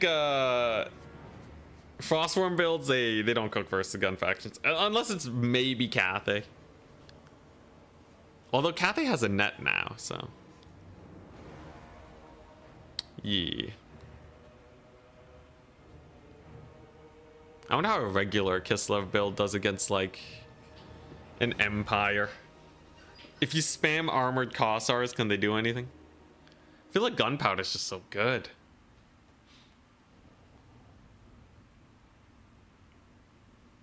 Right, Alexander Nuts, he's cooking. Oh yeah. Cathay Crane Gunners. They would wreck. They would wreck. Well, I guess if you go for a full dedicated big rush, it's not the worst. I should do? I should bring what's that ice ability that makes them not move? Lore of Ice. Crystal Sanctuary to counter the net. So they net you, and then you Crystal Sanctuary, right, until the net wears off. You can make it AoE too, so it actually it actually does counter the net. Insane. The counter to the counter, so you save up 22 wins of magic, right? Thing is, with the triple net build, they can mark us net. How long is net? This is what, 35 seconds? Net is 20 seconds. It's so dumb. Genius, yeah. Honestly, Crystal Sanctuary would not be the worst versus some gun builds, but I don't know. I don't think so. That's pretty Galaxy Brain though, for sure. That's pretty Galaxy Brain. But yeah. It's not the worst though, like it's just kind of expensive. Like I think you'd rather have different magic. Is there any magic that I can chuck down? Like I feel like just Blizzard is better. You can almost overcast Blizzard for that cost and just kill a Nuln Ironside. Well, they do have fewer entities. They are stronger to magic, so. Can't be netted if you net yourself. Insane plays. I don't think it works against the triple net build. But against Cathay, and it's like just the Executioner, maybe. Okay, let's see if Greenskins can beat this build. Ready? Good luck, have fun.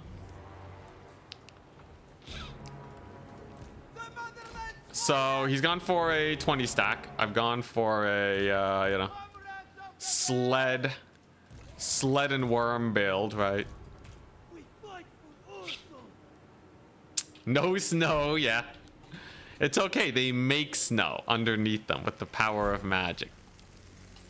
Yes. Does this seem like a waste of magic? Yes. Seriously though, this is like high fantasy. I don't like that. This seems like dwarven rune magic can't do this, right? Like even the strongest of dwarven rune magic can't do this. Kislev's kind of weird that way, the way they implemented them, but such is life. It'd be funny if it just wasn't magic. They just glued ice cubes to the bottom of the sleds, but I don't think that's what they did. Aha, Azag, Spirit Leech, Purple Sun. Pretty chill. He's gone for the Mega Man Tide. So, because it's a Man Tide build, the solution is to go for yet more single entities, because really there's nothing here that can deal with them. Here come the sleds. He does have Gobbo Spears.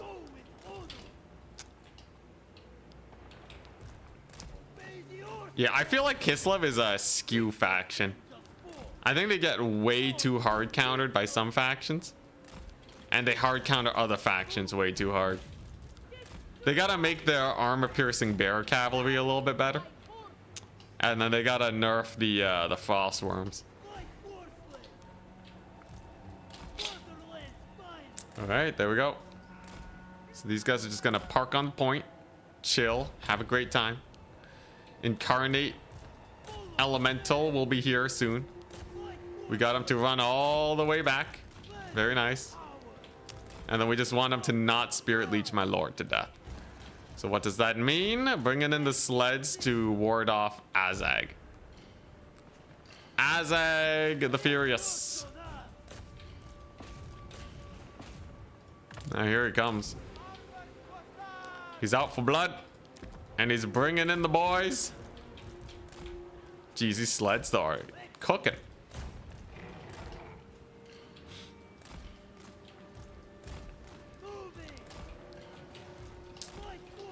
Let's see. Oh, okay. Squig hoppers are here.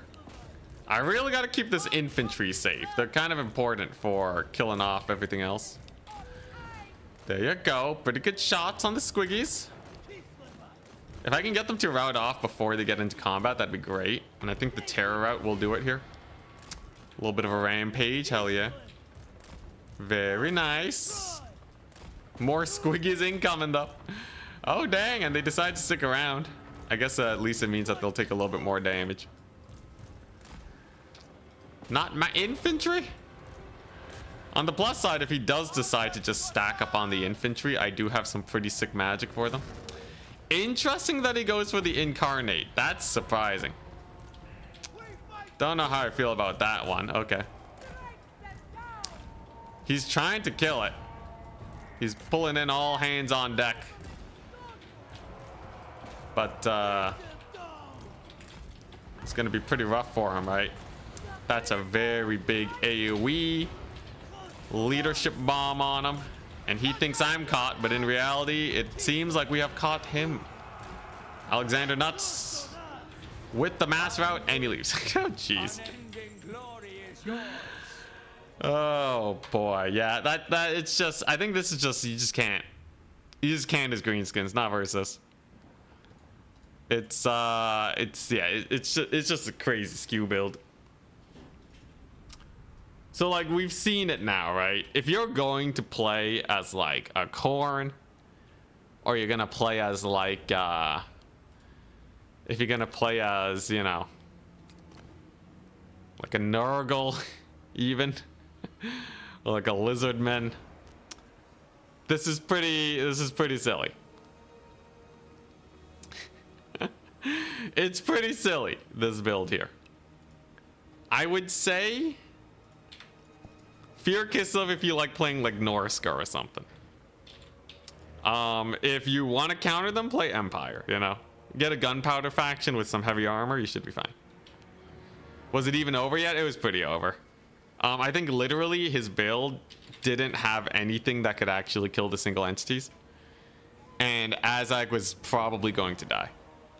Even if he lived though, there's nothing you can do versus this.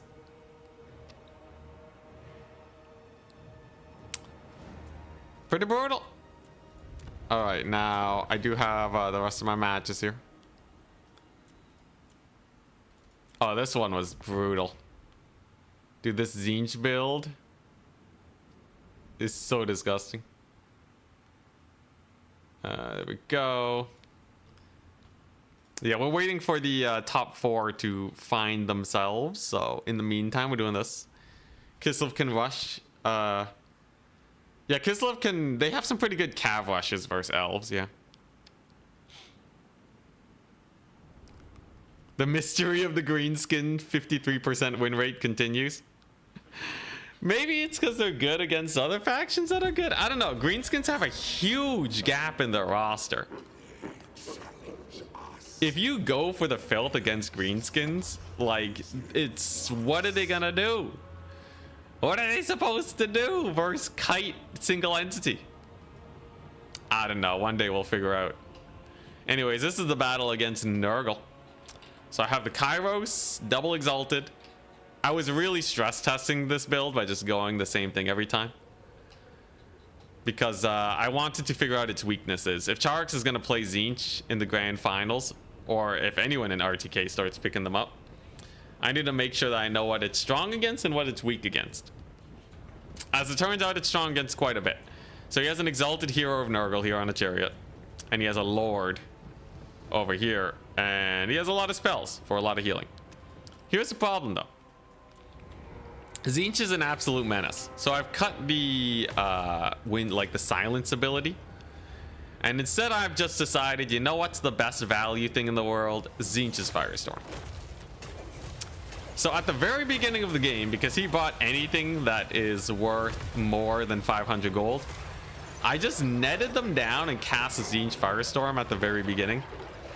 And Kairos is walking 500 gold value at the very start. Never mind, 600. Needless to say, that's pretty good.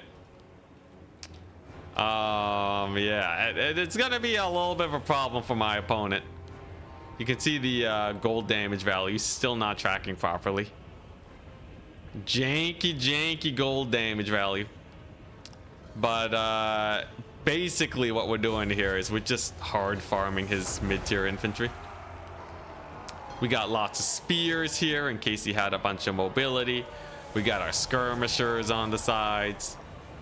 Overall, things are looking pretty good. Cast a spell on me. Partial dodge. Let's go. And overall, it's a fairly comfy game. Although he does get the Zongors a little bit beat up. My exalted heroes don't have the best leverage on these plague drones. The early value lead is still really good. Also, Severed Claw like touch the Marauder Horsemen and they just insta die. Now here's the problem. Nurgle, they start pushing me back. This is the benefit of having so much infantry. But as usual, it is fully a trading game. Send some Furies on my boys here, but we have our Exalted Heroes to bully them. Exalted Heroes are perfect for Furies and Forsaken, basically everything. So they're just gonna melt away. That's not a big problem. Hardest targets to find that I find killing was the Plague Drones. Plague Drones and this Exalted Hero. You might think you can just Blue Fire spam them, but Blue Fire doesn't do that much damage.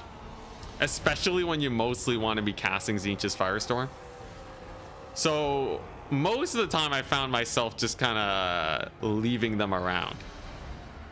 It was kind of janky.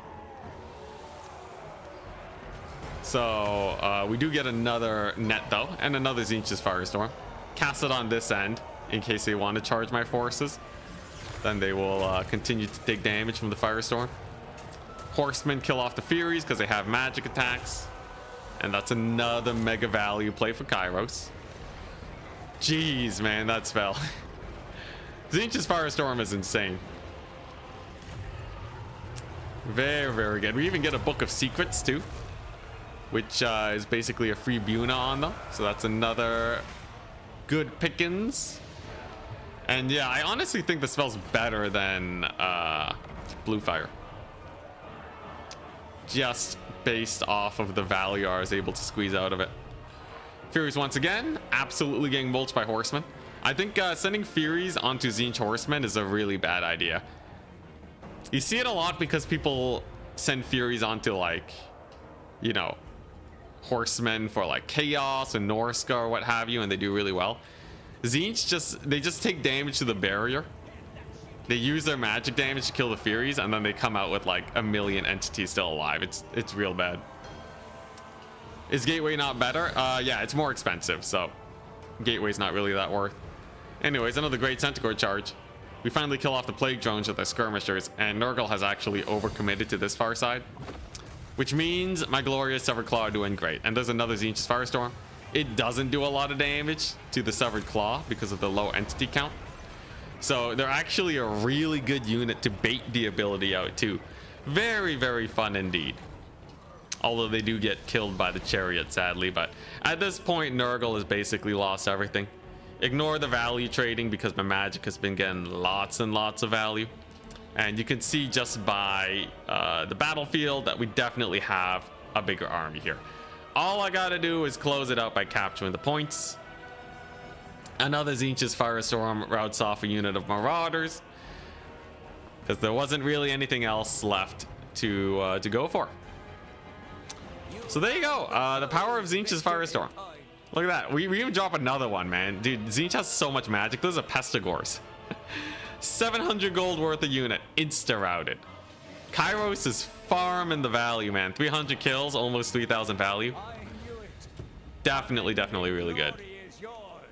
Asking about Changebringers. We didn't bring Changebringers because I feel like they are much better suited versus other factions that don't have such air superiority. Angels of Decay would just make my Changebringers useless, more or less. But yeah, that was the Kairos game. Pretty brutal.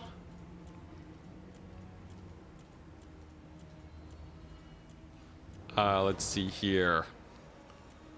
Yeah, but then we face the Ogres.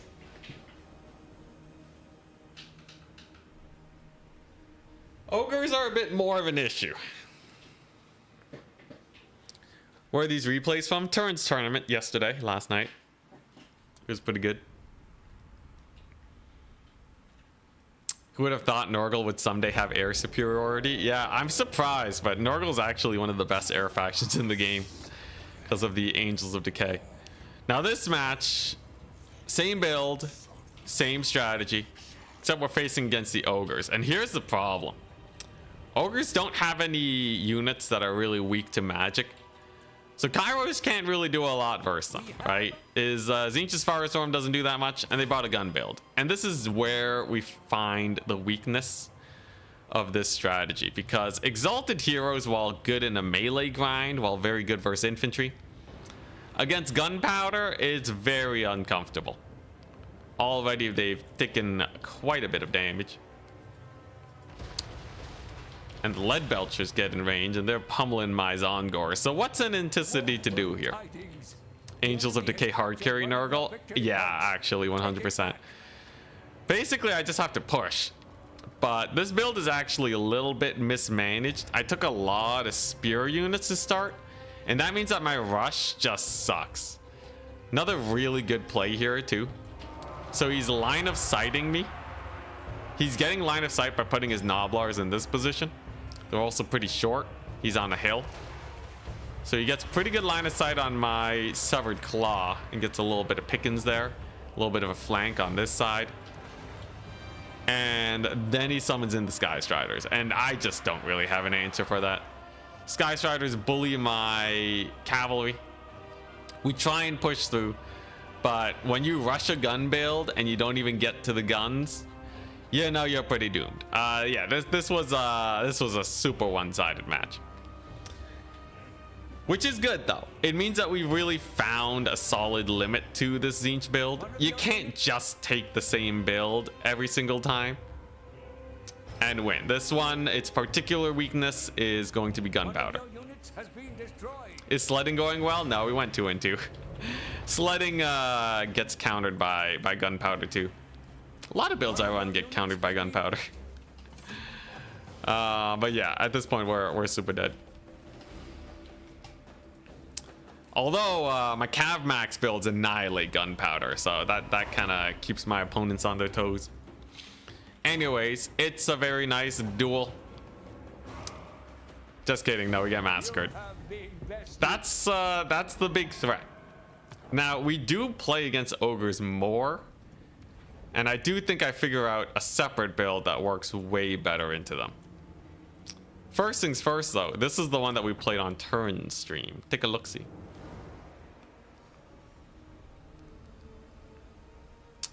Did you just blue fire spam here? Yeah, so I tried blue fire spam. It's not that great into ogres either. You're spending 6 winds of magic and it gets like 20% damage maybe on man-eaters. So it's not exactly devastating damage, and most ogre players know how to keep the lords alive.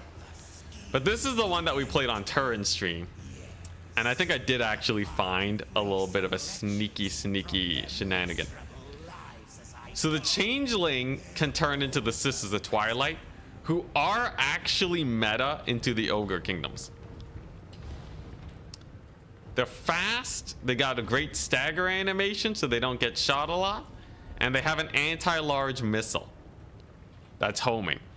So not only do they provide the threat of Lord Snipe that Kairos would usually, also we brought a normal Blue Fire Tzeentch caster here.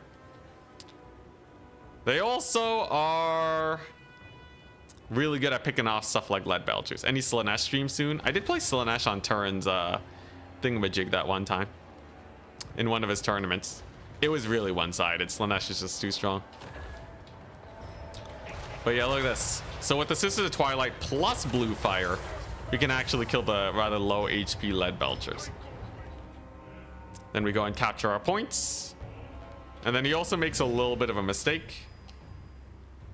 I believe he had oh wait, no, this isn't. No. This is the second game we played. My bad. Yeah, this time around he didn't bring the trappers to the side. So this time I think we just rematched. Was this just a rematch? Oh wait, no. Yeah, okay, yeah, no. This is this is one of the test games we played where he brought his old build against Tzeentch to see if it could beat this new style. My bad. But anyways, as you will see, this build is still quite strong. So use our blues to protect the Sisters of Twilight, or the Changeling in this case, and we have a cold to harass his range units. And the idea here is I basically just want to get a big ol' envelopment. So you see this little posturing here, right? We get ready and then we go for a big push. Ogres do not, like this ranged heavy build does not have a range line to deal with a fat push like this. Forsaken will cleave through all types of Noblars like no one's business. And then we have Blue Fire to chase him down. We have the Sisters poking away while he runs, and the Forsaken are just so fast. He's going to get a couple shots, but it's going to be pretty spooky. Although he does kind of run his Slaughtermaster a little too far forwards, which is going to be a big problem. But you can see it gets a little sus. My units are fast enough to close on in, and as long as I don't blob up, we do get a pretty nice fight on all of them ranged units. Let's take a look-see here. Blues are firing away. Forsaken are grinding. These ones barely keeping it together, but most importantly, we do get that Lord pick. I do kind of wonder what would have happened if he just kept his Lord in the trees, nice and safe. But overall, this situation is obviously very good for Tzeentch. We are in full melee against a ranged build, and there's no sign of us slowing down. He's only really killed like one Forsaken unit. It's still a very nice position. Sisters of Twilight have to back up, but Blood Vultures get countered by Furies. A little bit of a Fury charge will just get them routed. And he brings in the Crushers, which I knew he was gonna bring. But unfortunately, they can only take out like one unit at a time. Also, look at that Lord Snipe. Pretty good. Yeah, they can't really be everywhere. So a lot of his range units are still getting picked apart. Value trading is still going the way of the Ogres, though. So I wouldn't say this is like the most comfortable situation ever. But it's definitely a fairly good one. Look, the Forsaken, they're doing good. Crushers are in. And then the super secret weapon.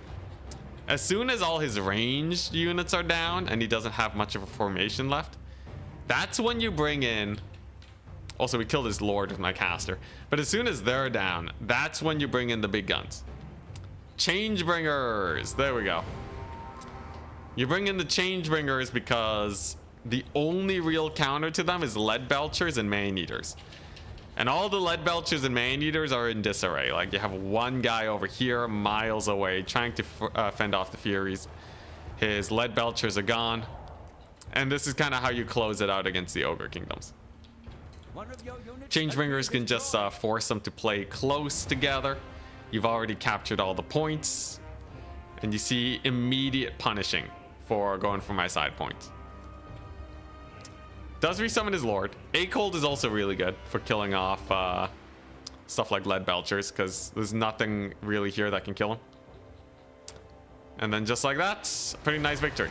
I will say though, if you're not careful, Dismember and a good old Buna will kill your Changebringers real fast. So you do have to make sure they are extraordinarily safe before you summon them in. And of course, you have to still get a really good melee engagement. Even after killing his lord, we're only about even on trading value. Though I do think my army is slightly bigger. But if I had to play Tzeentch versus Ogres, it seems to work out fairly well. Yeah, Changebringers are great, man. One of your units has been destroyed. Very unique unit. I like how squishy they are. Also, late game summons is important. If you spam spears, it's a good way of securing victory. But there we go. That's the Sisters of Twilight build versus Ogre. So I think I have a fairly good grasp of Tzeentch now. But alrighty, so let's do a bit of theory crafting since we're just kind of still waiting for these matches to finish. Martin and Serika are still fighting. Oh boy. Who are we bringing to the grand finals?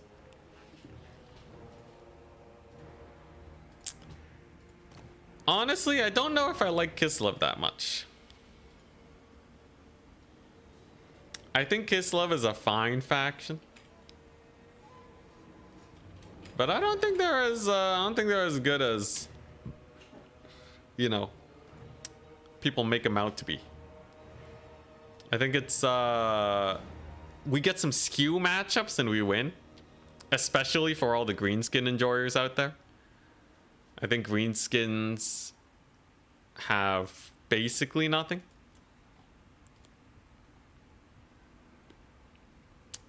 Yeah, greenskins don't have that much.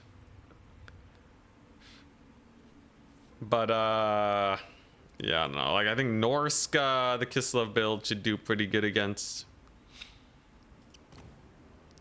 So there's a few solid mid-tier factions that we can counterpick with Kislev. But I think my main factions, we're going to be playing a lot of Beastmen probably. We're going to be trying to play Slaanesh if they don't get banned. Bretonia's really good. Wood Elves are really good. I've recently learned Vampire Counts, which are a solid faction versus like Ogre Kingdoms, beat Greenskins, the works. Even playing non-stop Kislev almost. Well, it's to experiment and to see if they're tournament ready. Because I really just had the one build the one time. You got to make sure that you can deal with the counter picking builds of your opponents. If they don't ban Kislev though, it's definitely a really good pick. Even into Lizardmen, the build should be fairly strong. I should actually bring the that ability, by the way. It's a little untested, but Crystal Sanctuary to counter a net is hilarious. So like I just run in with the Frostworm, they net it at Crystal Sanctuary, profit. Combined with the bonkers 25% missile resist of Frostworms, you are maxing out your resistances. It will literally, okay, maybe not actually literally, but it will not take any damage. So you do that, you're fine, you spam Cav. Lizardman's definitely a little bit more of a sus faction to play against though, but yeah. Can you Crystal Sanctuary a Rampage too? I'm sure you can, but there's nothing that Rampages here, right? Kislev don't got Rampage? Technically?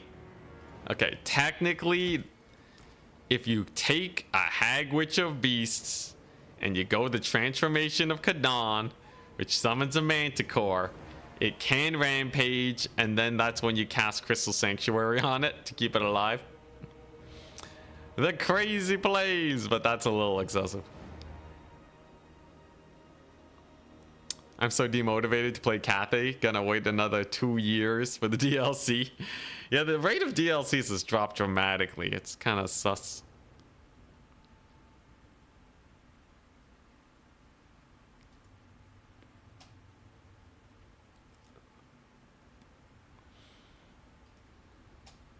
You can kite in domination. Yeah, there's not a big difference. I play kite a lot. Cold-blooded does work versus Slanesh Rampage. Yes. But yeah, I also have Warriors of Chaos, which is a great, just standard vanilla faction. Warriors of Chaos is my comfort zone because I've played them so much. I've now unlocked the power of Tzeentch builds, though they're kind of one note. Tzeentch is one of those counterpick factions for sure. You kind of have to counterpick with this style, otherwise it's a little rough. You have a weird thing with Grand Cathay, with the Jade Lancer, Onyx Chrome, and shenanigan. This one is like 100% you have to counterpick with it. But I don't know if they're playing dwarves or something, I guess. And then what else do we have?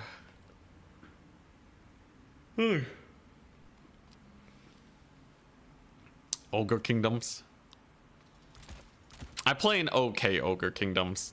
I'm no master at them, so it would have to be a favored matchup. And there's High Elves. High Elves have Shadow Warrior Kite, which I would take High Elves versus Wood Elves and go for a kite build into them, as I feel fairly comfortable playing that matchup. And yeah, Tomb Kings of course are great. Sphinx of Uzkap, Cambrian War Sphinx. Got some Tomb Guards, spam. Tomb Kings, I have a good variety of builds I can go for, which will help me out when it comes to the meta game. Looks like we have our top players. Hell yeah. So let's advance that top 4. And so we begin. Alrighty. So, what are we looking at? At Martinus versus Berserk. At Charix versus at Melkor. Who would you guys rather see? We cast Charix a lot. We also cast Berserk last time too.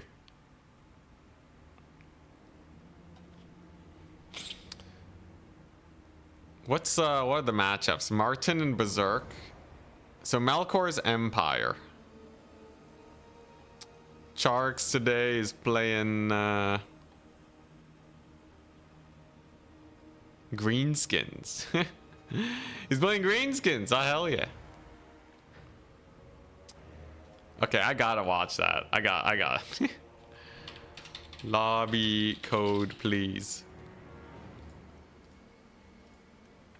He's playing Greenskins versus Empire. Now this is a good matchup for Greenskins, but I must see.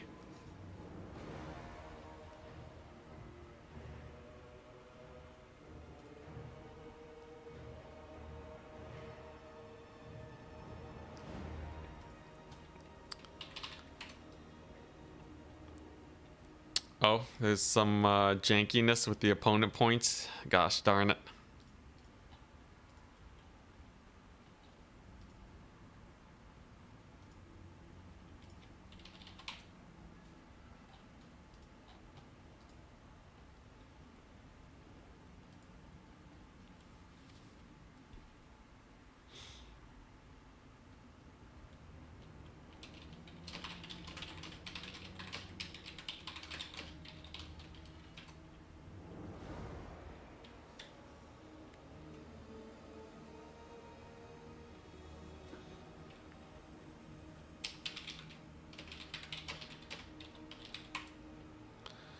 Oh boy, some adminning.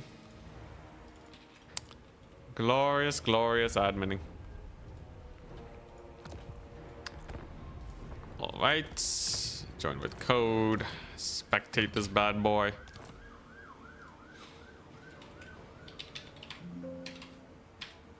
Lemurs, Bane. So they Serika, Rusto, Nerd, Pontims.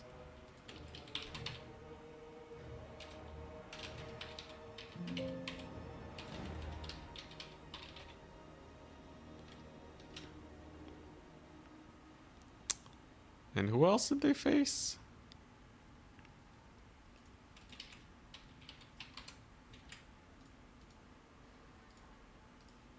Okay, no, it looks like it's right.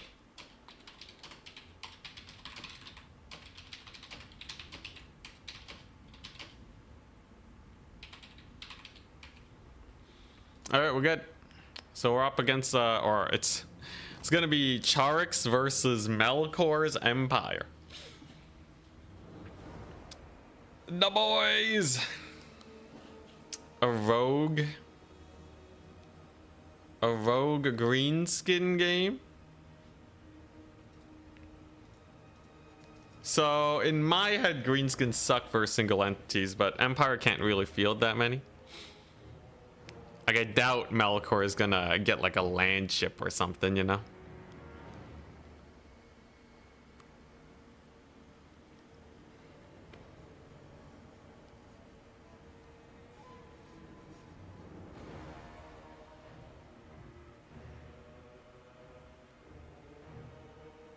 Greenskins are solid. I feel like this is a good matchup for them. Don't they like also lose to Vampire Council? Yeah, a land ship would be insane. Because it's not a single entity duelist. So what if he brings a land ship in like France? Land ship and France shenanigans. We've been seeing a lot of Knights of the Black Rose too. You think we'll see Knights of the Black Rose here? I think Empire Mantide loses to Greenskin Mantide. I think that's actually bait.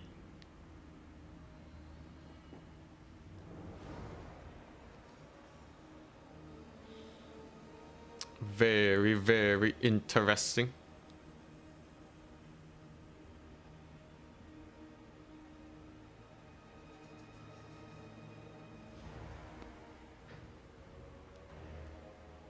Empire could are they gonna run Nuln Ironsides?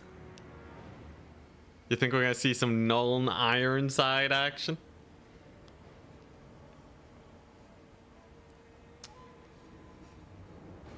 I feel like they're just too expensive though, right?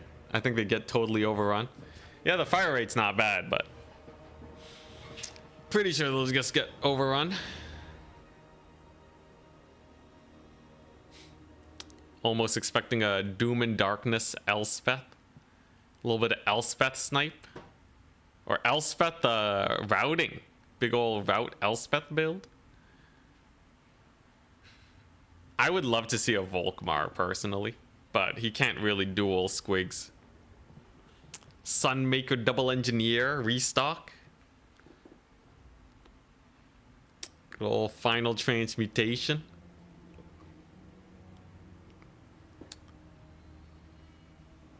Let's see. I don't know. It's Charix too. I feel like he's gonna cook pretty hard here. We'll see though. Hey. Very exciting. Rock lobbers or doom divers into Empire. They're okay. They do weaken your rush though, but they're good against stuff like Demonites. Demogryph Knights can be pretty annoying, especially the terror causing ones. But it seems like he's bought a fairly normal build. Charix. Oh wait, no, Charix bought a normal build with the Arachnarch Spider. Empire's bought a full-on infantryman type. Not even a Sons of Sigmar. That's pretty crazy. It's flagellant spam. Wow. Okay, alright. I'm real interested to see if this works. Color me skeptical, but deciding to fight the Greenskins in a melee grind is kind of insane. All my homies love flagellants. Are they really gonna cook here? If they beat Orc Boys, if they can uptrade into Orc Boys, I'll take it. I assume Elspeth is on her dragon. Otherwise, he should have had more units, right? Yo, this is a crazy Empire build. This is insane. Actually insane. All right.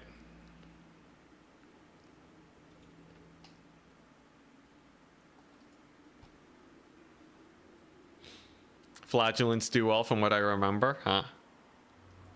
Generally, they don't do that well. I think they lose to Dryads, right? Pretty badly. Maybe it's different here, though. So for the Greenskins, Charix running with the Arachnarok Queen and Maternal Instinct. 5 uses of Spiderling goodness. Would be great at catching range units if they had any. The Mangy Marauders, armor-piercing skirmishers for Elspeth. A little Gobbo with Night Shroud. Okay, alright. A little bit of Gorkle Fix-It, Sneaky Stabbing. Lots of spells, no passive. So he just wants that full-on utility. Slightly expensive Gobbo. In language of the boys. Interesting.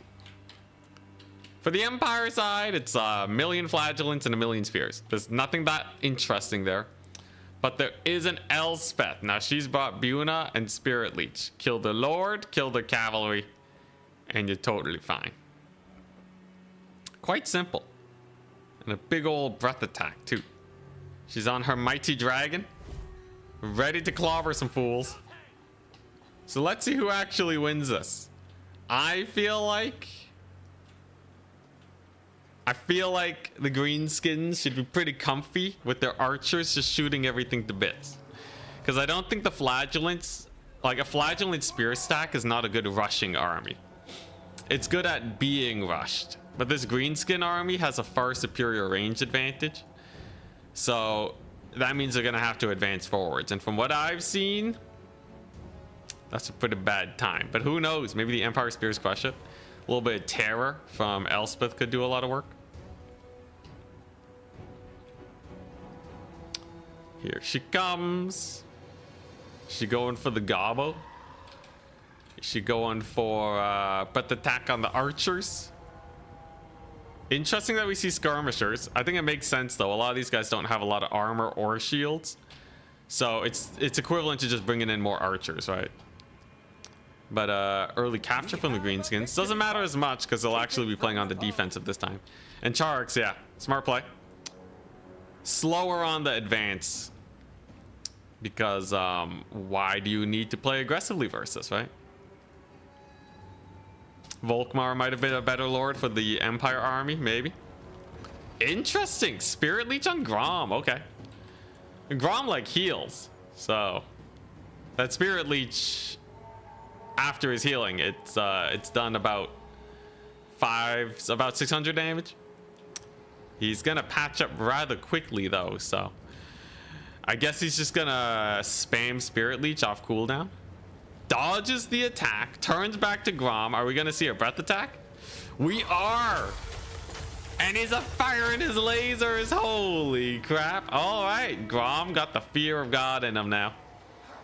Flying away. He does not want any of that business. That laser beam does track fairly well. Spooky, spooky. All right. A little bit of a stealth, though, on the spider. Nothing for it to really fight, though. Demogryph Knights are in. And here comes the big fight.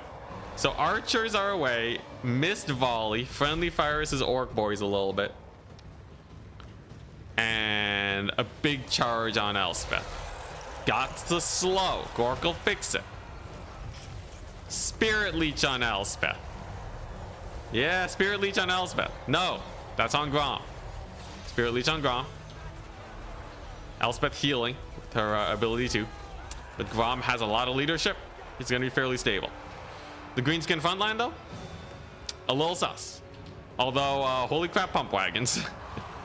Good micro on the pump wagons too, immediately wheeling into these other spear units. That's the micro we expect from good old Jorix. Routes them off, brutalizes these spearmen. They already have 32 kills and 200 value. Though an Elspeth charge on them is going to be rather painful. There's just not a lot of cavalry to defend. I think the Demogryph Knights are slacking. Yeah, they're trying to fight the Orc cavalry. But look at them pumpies. Lots and lots of value. Instant wah. And you can see the Empire front line. It doesn't really do that well into the Greenskin line. Spears are not a damage dealing unit. And the pumpies are abound. Leadership's kind of wavering. Yeah, he has his Demogryph Knights here, but the value is well in favor of Jorix now. As long as Grom the Paunch doesn't die, I think the Greenskins are doing fine. Ginormous slow on the Empire Knight Cavalry. The Halberds are probably going to get charged by some big guns. And yeah, Greenskins take the win. Although I must say, this Empire build, they were never going to have the greatest time against this. Good old sneak a stabbing on the Cav too. Big old charge on them Empire Knights. And boy, did they do damage. That armor increase doing pretty good. Although, ooh, pretty good attack from Elspeth.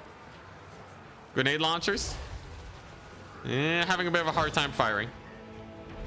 And they're gonna have to retreat. But let's take a look at this Empire infantry line though.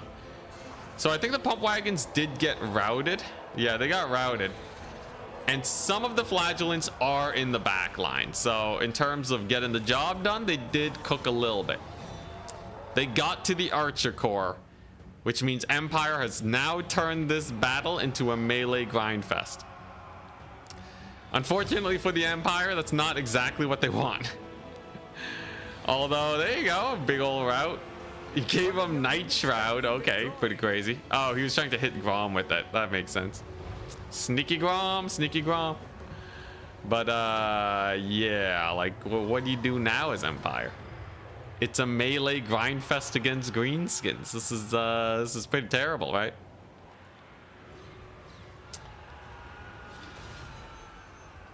There go the pump wagons. Big old charge on the flagellants. They'll be going down. Buna casts on the big guns, which is nice, but that's not really going to pull them back. Elspeth has almost 2,000 value, but most of that is in Grom, and he's just regenerating. And yeah, I think the Empire's just run out of steam. Especially because they haven't really been able to get their spears on the Orc cavalry. Looking a little sus, ain't it? Arachnarok Spider still at full HP too. I think if Elspeth kills the Arachnarok and Grom the Paunch, Empire is still kind of sus. Just because they have no actual capture weight. Like just pick up the Arachnarok Spider and Grom and just delete their source code, right? Like, Empire has a grenade launcher, one Empire Knight, and a bunch of infantry kind of getting traded out. Yeah, Demi Knights got routed too. Brutal. Absolutely brutal. Also, man, that pump wagon play though. Insane, man. Just squeezing as much value as he possibly can. These are the Flappa variant. Almost 800 gold value on them. Hey, there's another laser beam though. Laser beam's good, man. He didn't have the time to kill Grom. Spirit Leech, yeah, Spirit Leech on the Ragnarok Queen. She's doing her best. but she's super slowed. 24 speed Elspeth. A man can run away from this dragon. I don't even know how it's still flying, but there you go. I guess dragons just have natural buoyancy. Their swim bladders working extra hard. Turin makes the grenade launchers look OP. If you can get them to fire, they're really good. It's just a very tricky skill to get used to. Because if they're ever not firing, they just kind of suck. Like, look at these guys. 300, almost 400 gold value. They haven't paid half their value yet. They've been on the battlefield for quite some time. Little volley on the orc board cavalry charge. I don't know, man. It got him an extra 100 value. It's not the worst, but there's such a liability that you're spending a lot more money than just on the one unit. Big old charge over there. Elspeth now out of the battlefield, and Empire is almost half the value of the Greenskins now. Spearman summonings is very good for this kind of late game situation.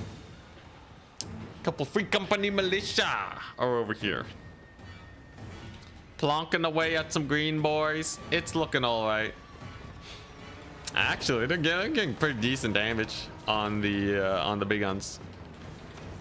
But the spider hatchlings with an insane cooldown or insane long-lasting life, they're gonna be bogging these guys down for the next minute and a half.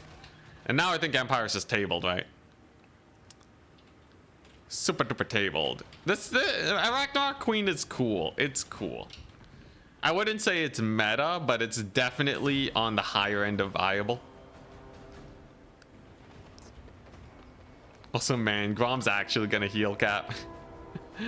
What a beast.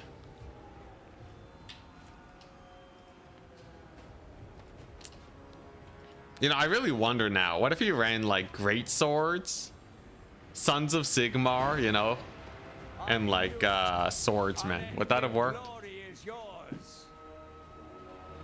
Charx's build has a lot of safety nets. So the reason why the build kind of feels incongruent is because this is a favored matchup for Greenskins, so they want to cover against as many different Empire builds as possible.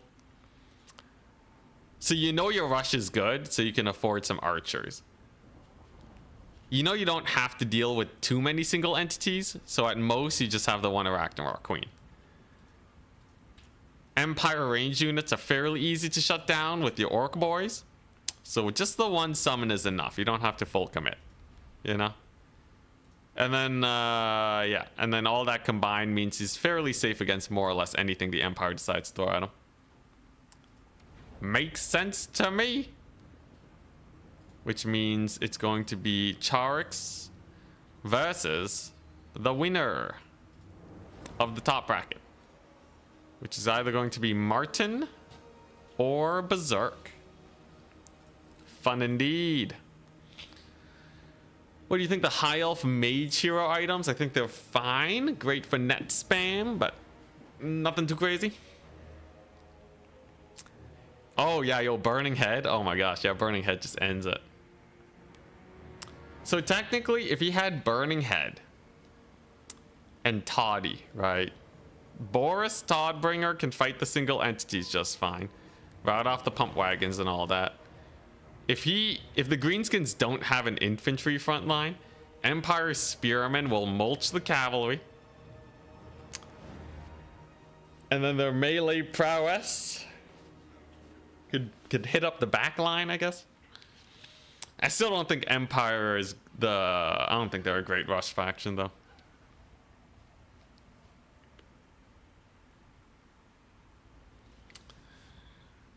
Oh, all right. Martin versus Berserk. And then after this, I only have one more day. I only have one more day.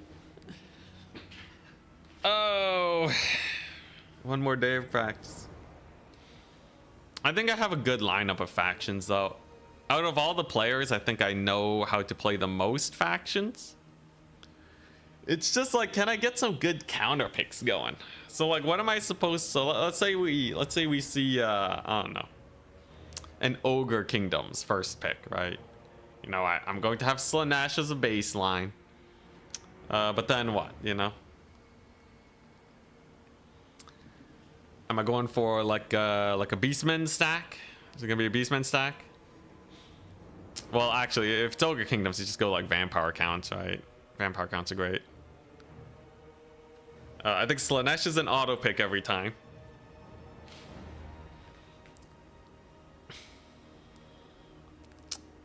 There's some fun shenanigans I can do, like just go Cathay and then not Cav Max, and then people are like, what? I didn't know this was possible. So like Cathay is genuinely pretty good against Bretonia. And they're really good into Slaanesh. So like if we see a Slaanesh Bretonia pick, I can go Cathay. And then suddenly it's a little awkward for them. They're also really good into Dwarves. But yeah, so like there's that. If they go for like a Norska, you know, more melee based factions, I have my strong kite, like Empire, Kislev. Tomb Kings is a really safe faction in general. Although they have some really bad matchups that I have to be wary of. But Warriors of Chaos is so safe. Especially against what a lot of people are bringing right now. Same with Wood Elves. I think Warriors of Chaos and Wood Elves are solid like first pick factions when it comes to the 3x3 matrix. So we'll see. A lot of counter picks. Vampire counts also really good. Yeah, bring out the Vampire counts. What are the bad matchups for Tomb Kings? Vampire counts? Let's see here. Let me look up the factions. Warhammer 3 factions. What are all the factions?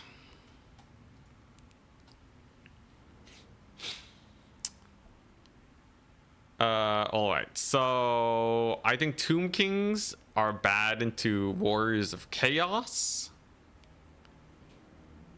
Although not the worst, I still think they're pretty bad into them. They're pretty bad, and they're terrible into Vampire counts. They also get counterpicked by Dwarves, but I think anyone bringing Dwarves into the 3x3 matrix is insane. Tomb Kings into Cathay is kind of a toss-up in my head. I would not say it's super duper comfy. Hey, Martinus made it. Hell yeah. RTK. RTK meta. If we go to the stats actually and go to Tomb Kings. So Tomb Kings, the bad versus Slaanesh. Oh yeah, Khorne. Apparently they're losing to Wood Elves too. Vampire counts. Apparently Bretonia, surprising. Kislev, that one makes sense. Warriors of Chaos, there you go. Tzeentch with the fire damage snipe on their lords.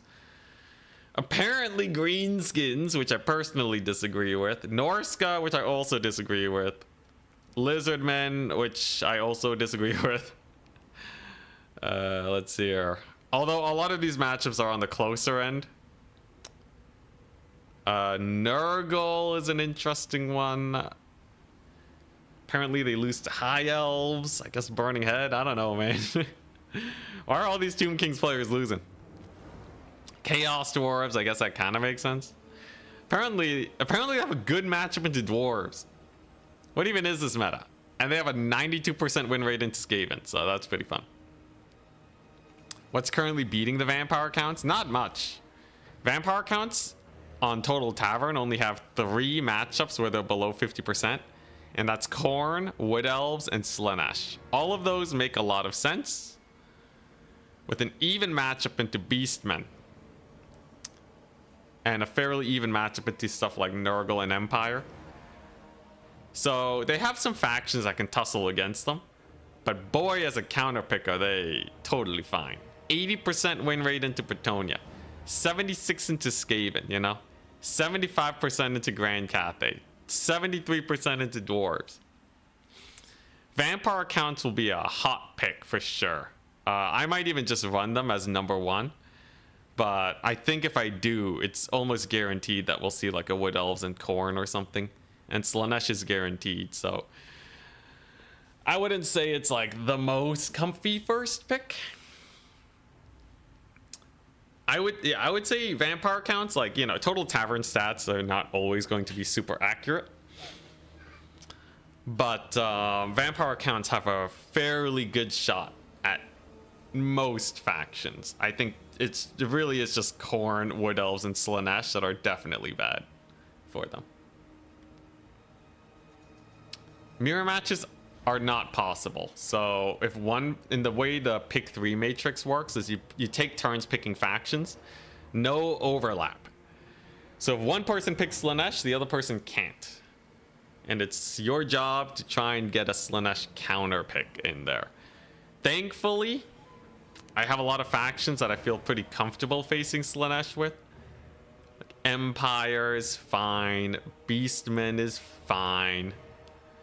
Even Bretonia, I feel like I could work something that would do pretty good into Slaanesh. It is slightly map dependent, but absolutely they are not unbeatable. They're just really good.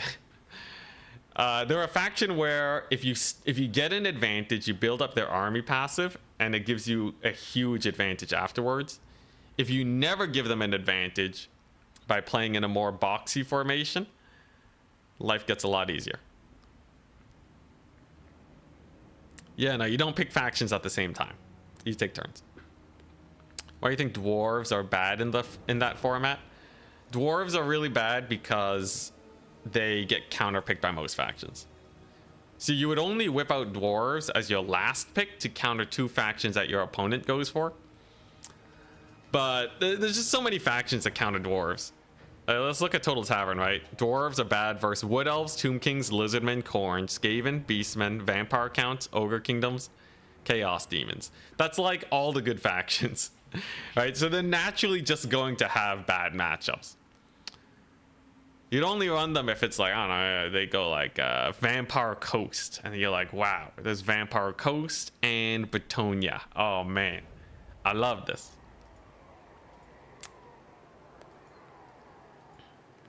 But yeah, save it for the counter pick. And also because they do so bad in SFTs, people don't really practice dwarves a lot. So they're not even like a good backup pick. And a lot of people know how to fight against dwarves with their main factions. So if you don't really know what you're doing, you're probably just going to get shot to bits. Here we go though. It is Charix's Greenskins against Martinus's Beastmen. So I've always said the Beastmen are a better Greenskins. Charix is probably the better player. So we'll see what offsets it more. Or maybe we're just wrong and Greenskins is OP. I think RTK's been cooking a lot recently. A lot of the time I disagree with their takes. But I think that a lot, like, you know, especially with the Tzeentch shenanigans, right? I think nowadays it's getting pretty spooky. So we'll see if this greenskin shenaniganry works. It's definitely a large greenskin build. But look at those powerhouses. Doombull, Gorble. With some good micro, these guys are going to have a great time. Is he in walk right now? Is he not in march? What is this trotting beastman pace? All right, interesting. Preserving that vigor, I guess. Yeah, these guys are marching. That's a proper run. Green boys know what's up. Beastman coming on in. There you go. Now he's gone. Trotting along. Usually if you get to your location early and you just stop moving, you'll get your vigor back. So you don't really have to worry about vigor that much. But here comes the Savage Orc. He has nothing that's really great ground to air to ground. Headbutt is okay against archers. He's gonna cast it. And it's huge. Oh my god, he basically took the full brunt of that headbutt. Still, doesn't lose any entities though, so it's not too bad. Costs 5 winds of magic. If you cast 2 of them perfectly, you get about the same value as a burning head. So overall, nothing too crazy. Now, what will be really interesting though is the frontline fight. Savage Orc Big Guns against Gore Herd. I put my money on the Big Guns 9.9 times out of 10. But you also have Minotaurs that are gonna make things a little spookier, right? The supporting elements of the Beastmen army is way more powerful, so it's on Martinus to control it well. Gets a Flock of Doom down. Just a vanilla Flock of Doom caster with Pain's Impenetrable Pelt. Interesting. And he gives up the middle point. Another Headbutt. This time he does kill the Ungor Raiders. Nice. Did he overcast that? Normal cast does 32 damage. Overcast is 44, so that does kind of make sense. Kills off almost half the archers. Dang, some good headbutts. Smacking them in the face. Beastmen are playing real passive right now, especially because of down trading magic wise. Maybe he's waiting for more Flock of Dooms on the Savage Orcs. But this is not a very comfy position to be in for the Beastmen. He's bringing in some Tuskor chariots. Dang, these poor raiders though. They are getting mulched. 44 value. And now Beastmen decide to pull the trigger. When the greenskin formation is very wide, it makes it easier to hit up these error boys, right? Swamp Things have arrived though. Headbutt. Slamming on down. Boom. Just a little bit of damage to wear him down. Not the worst spell actually against Beastmen. Fairly high damage. Most greenskin magic is not that great anyways. Chucks out the Flock of Doom. Doesn't hit the big guns though. Kind of sus. Here we go on these guys. Orc boys. It's not really helping them that much versus Gore Herd though. And here comes the Gore Bowl Doom Bowl combo to kill the Swamp Things. So they're dazed, which reduces their melee defense. And that's going to be hurting quite a bit. Though they do have Here We Go, so they are actually damaging these guys a lot. 79 melee attack. Pretty brutal. Good use of the buff spell to chunk through that melee defense. And oh my goodness, Korngor's got terror routed by the Savage Orc Shaman. Huge loss for the Beastmen. And now he's summoning in Razor Gore Herd. Interesting. His chariots haven't really done too much. And honestly, his monsters, they're not really doing that much either. Gore Bowl, Doom Bowl, not really doing too good. Got a little bit of an Orc Boar Boy Big Gun charge. Counter charge with the Minotaurs. But like, Greenskins are just dominating right now, aren't they? Look at that. Chariots. He keeps sending in the infantry to shut down the archers. But none of them are really making good contact. Flock of Doom does land on the Savage Orcs, but geez, the Swamp Things, man, they are punishing everything here, and that's just going to be a mass rout for the Beastmen. This was a very, very good match for the Beastmen. This went exquisitely for them. Not only did they get the range advantage, nothing could actually get into the backline.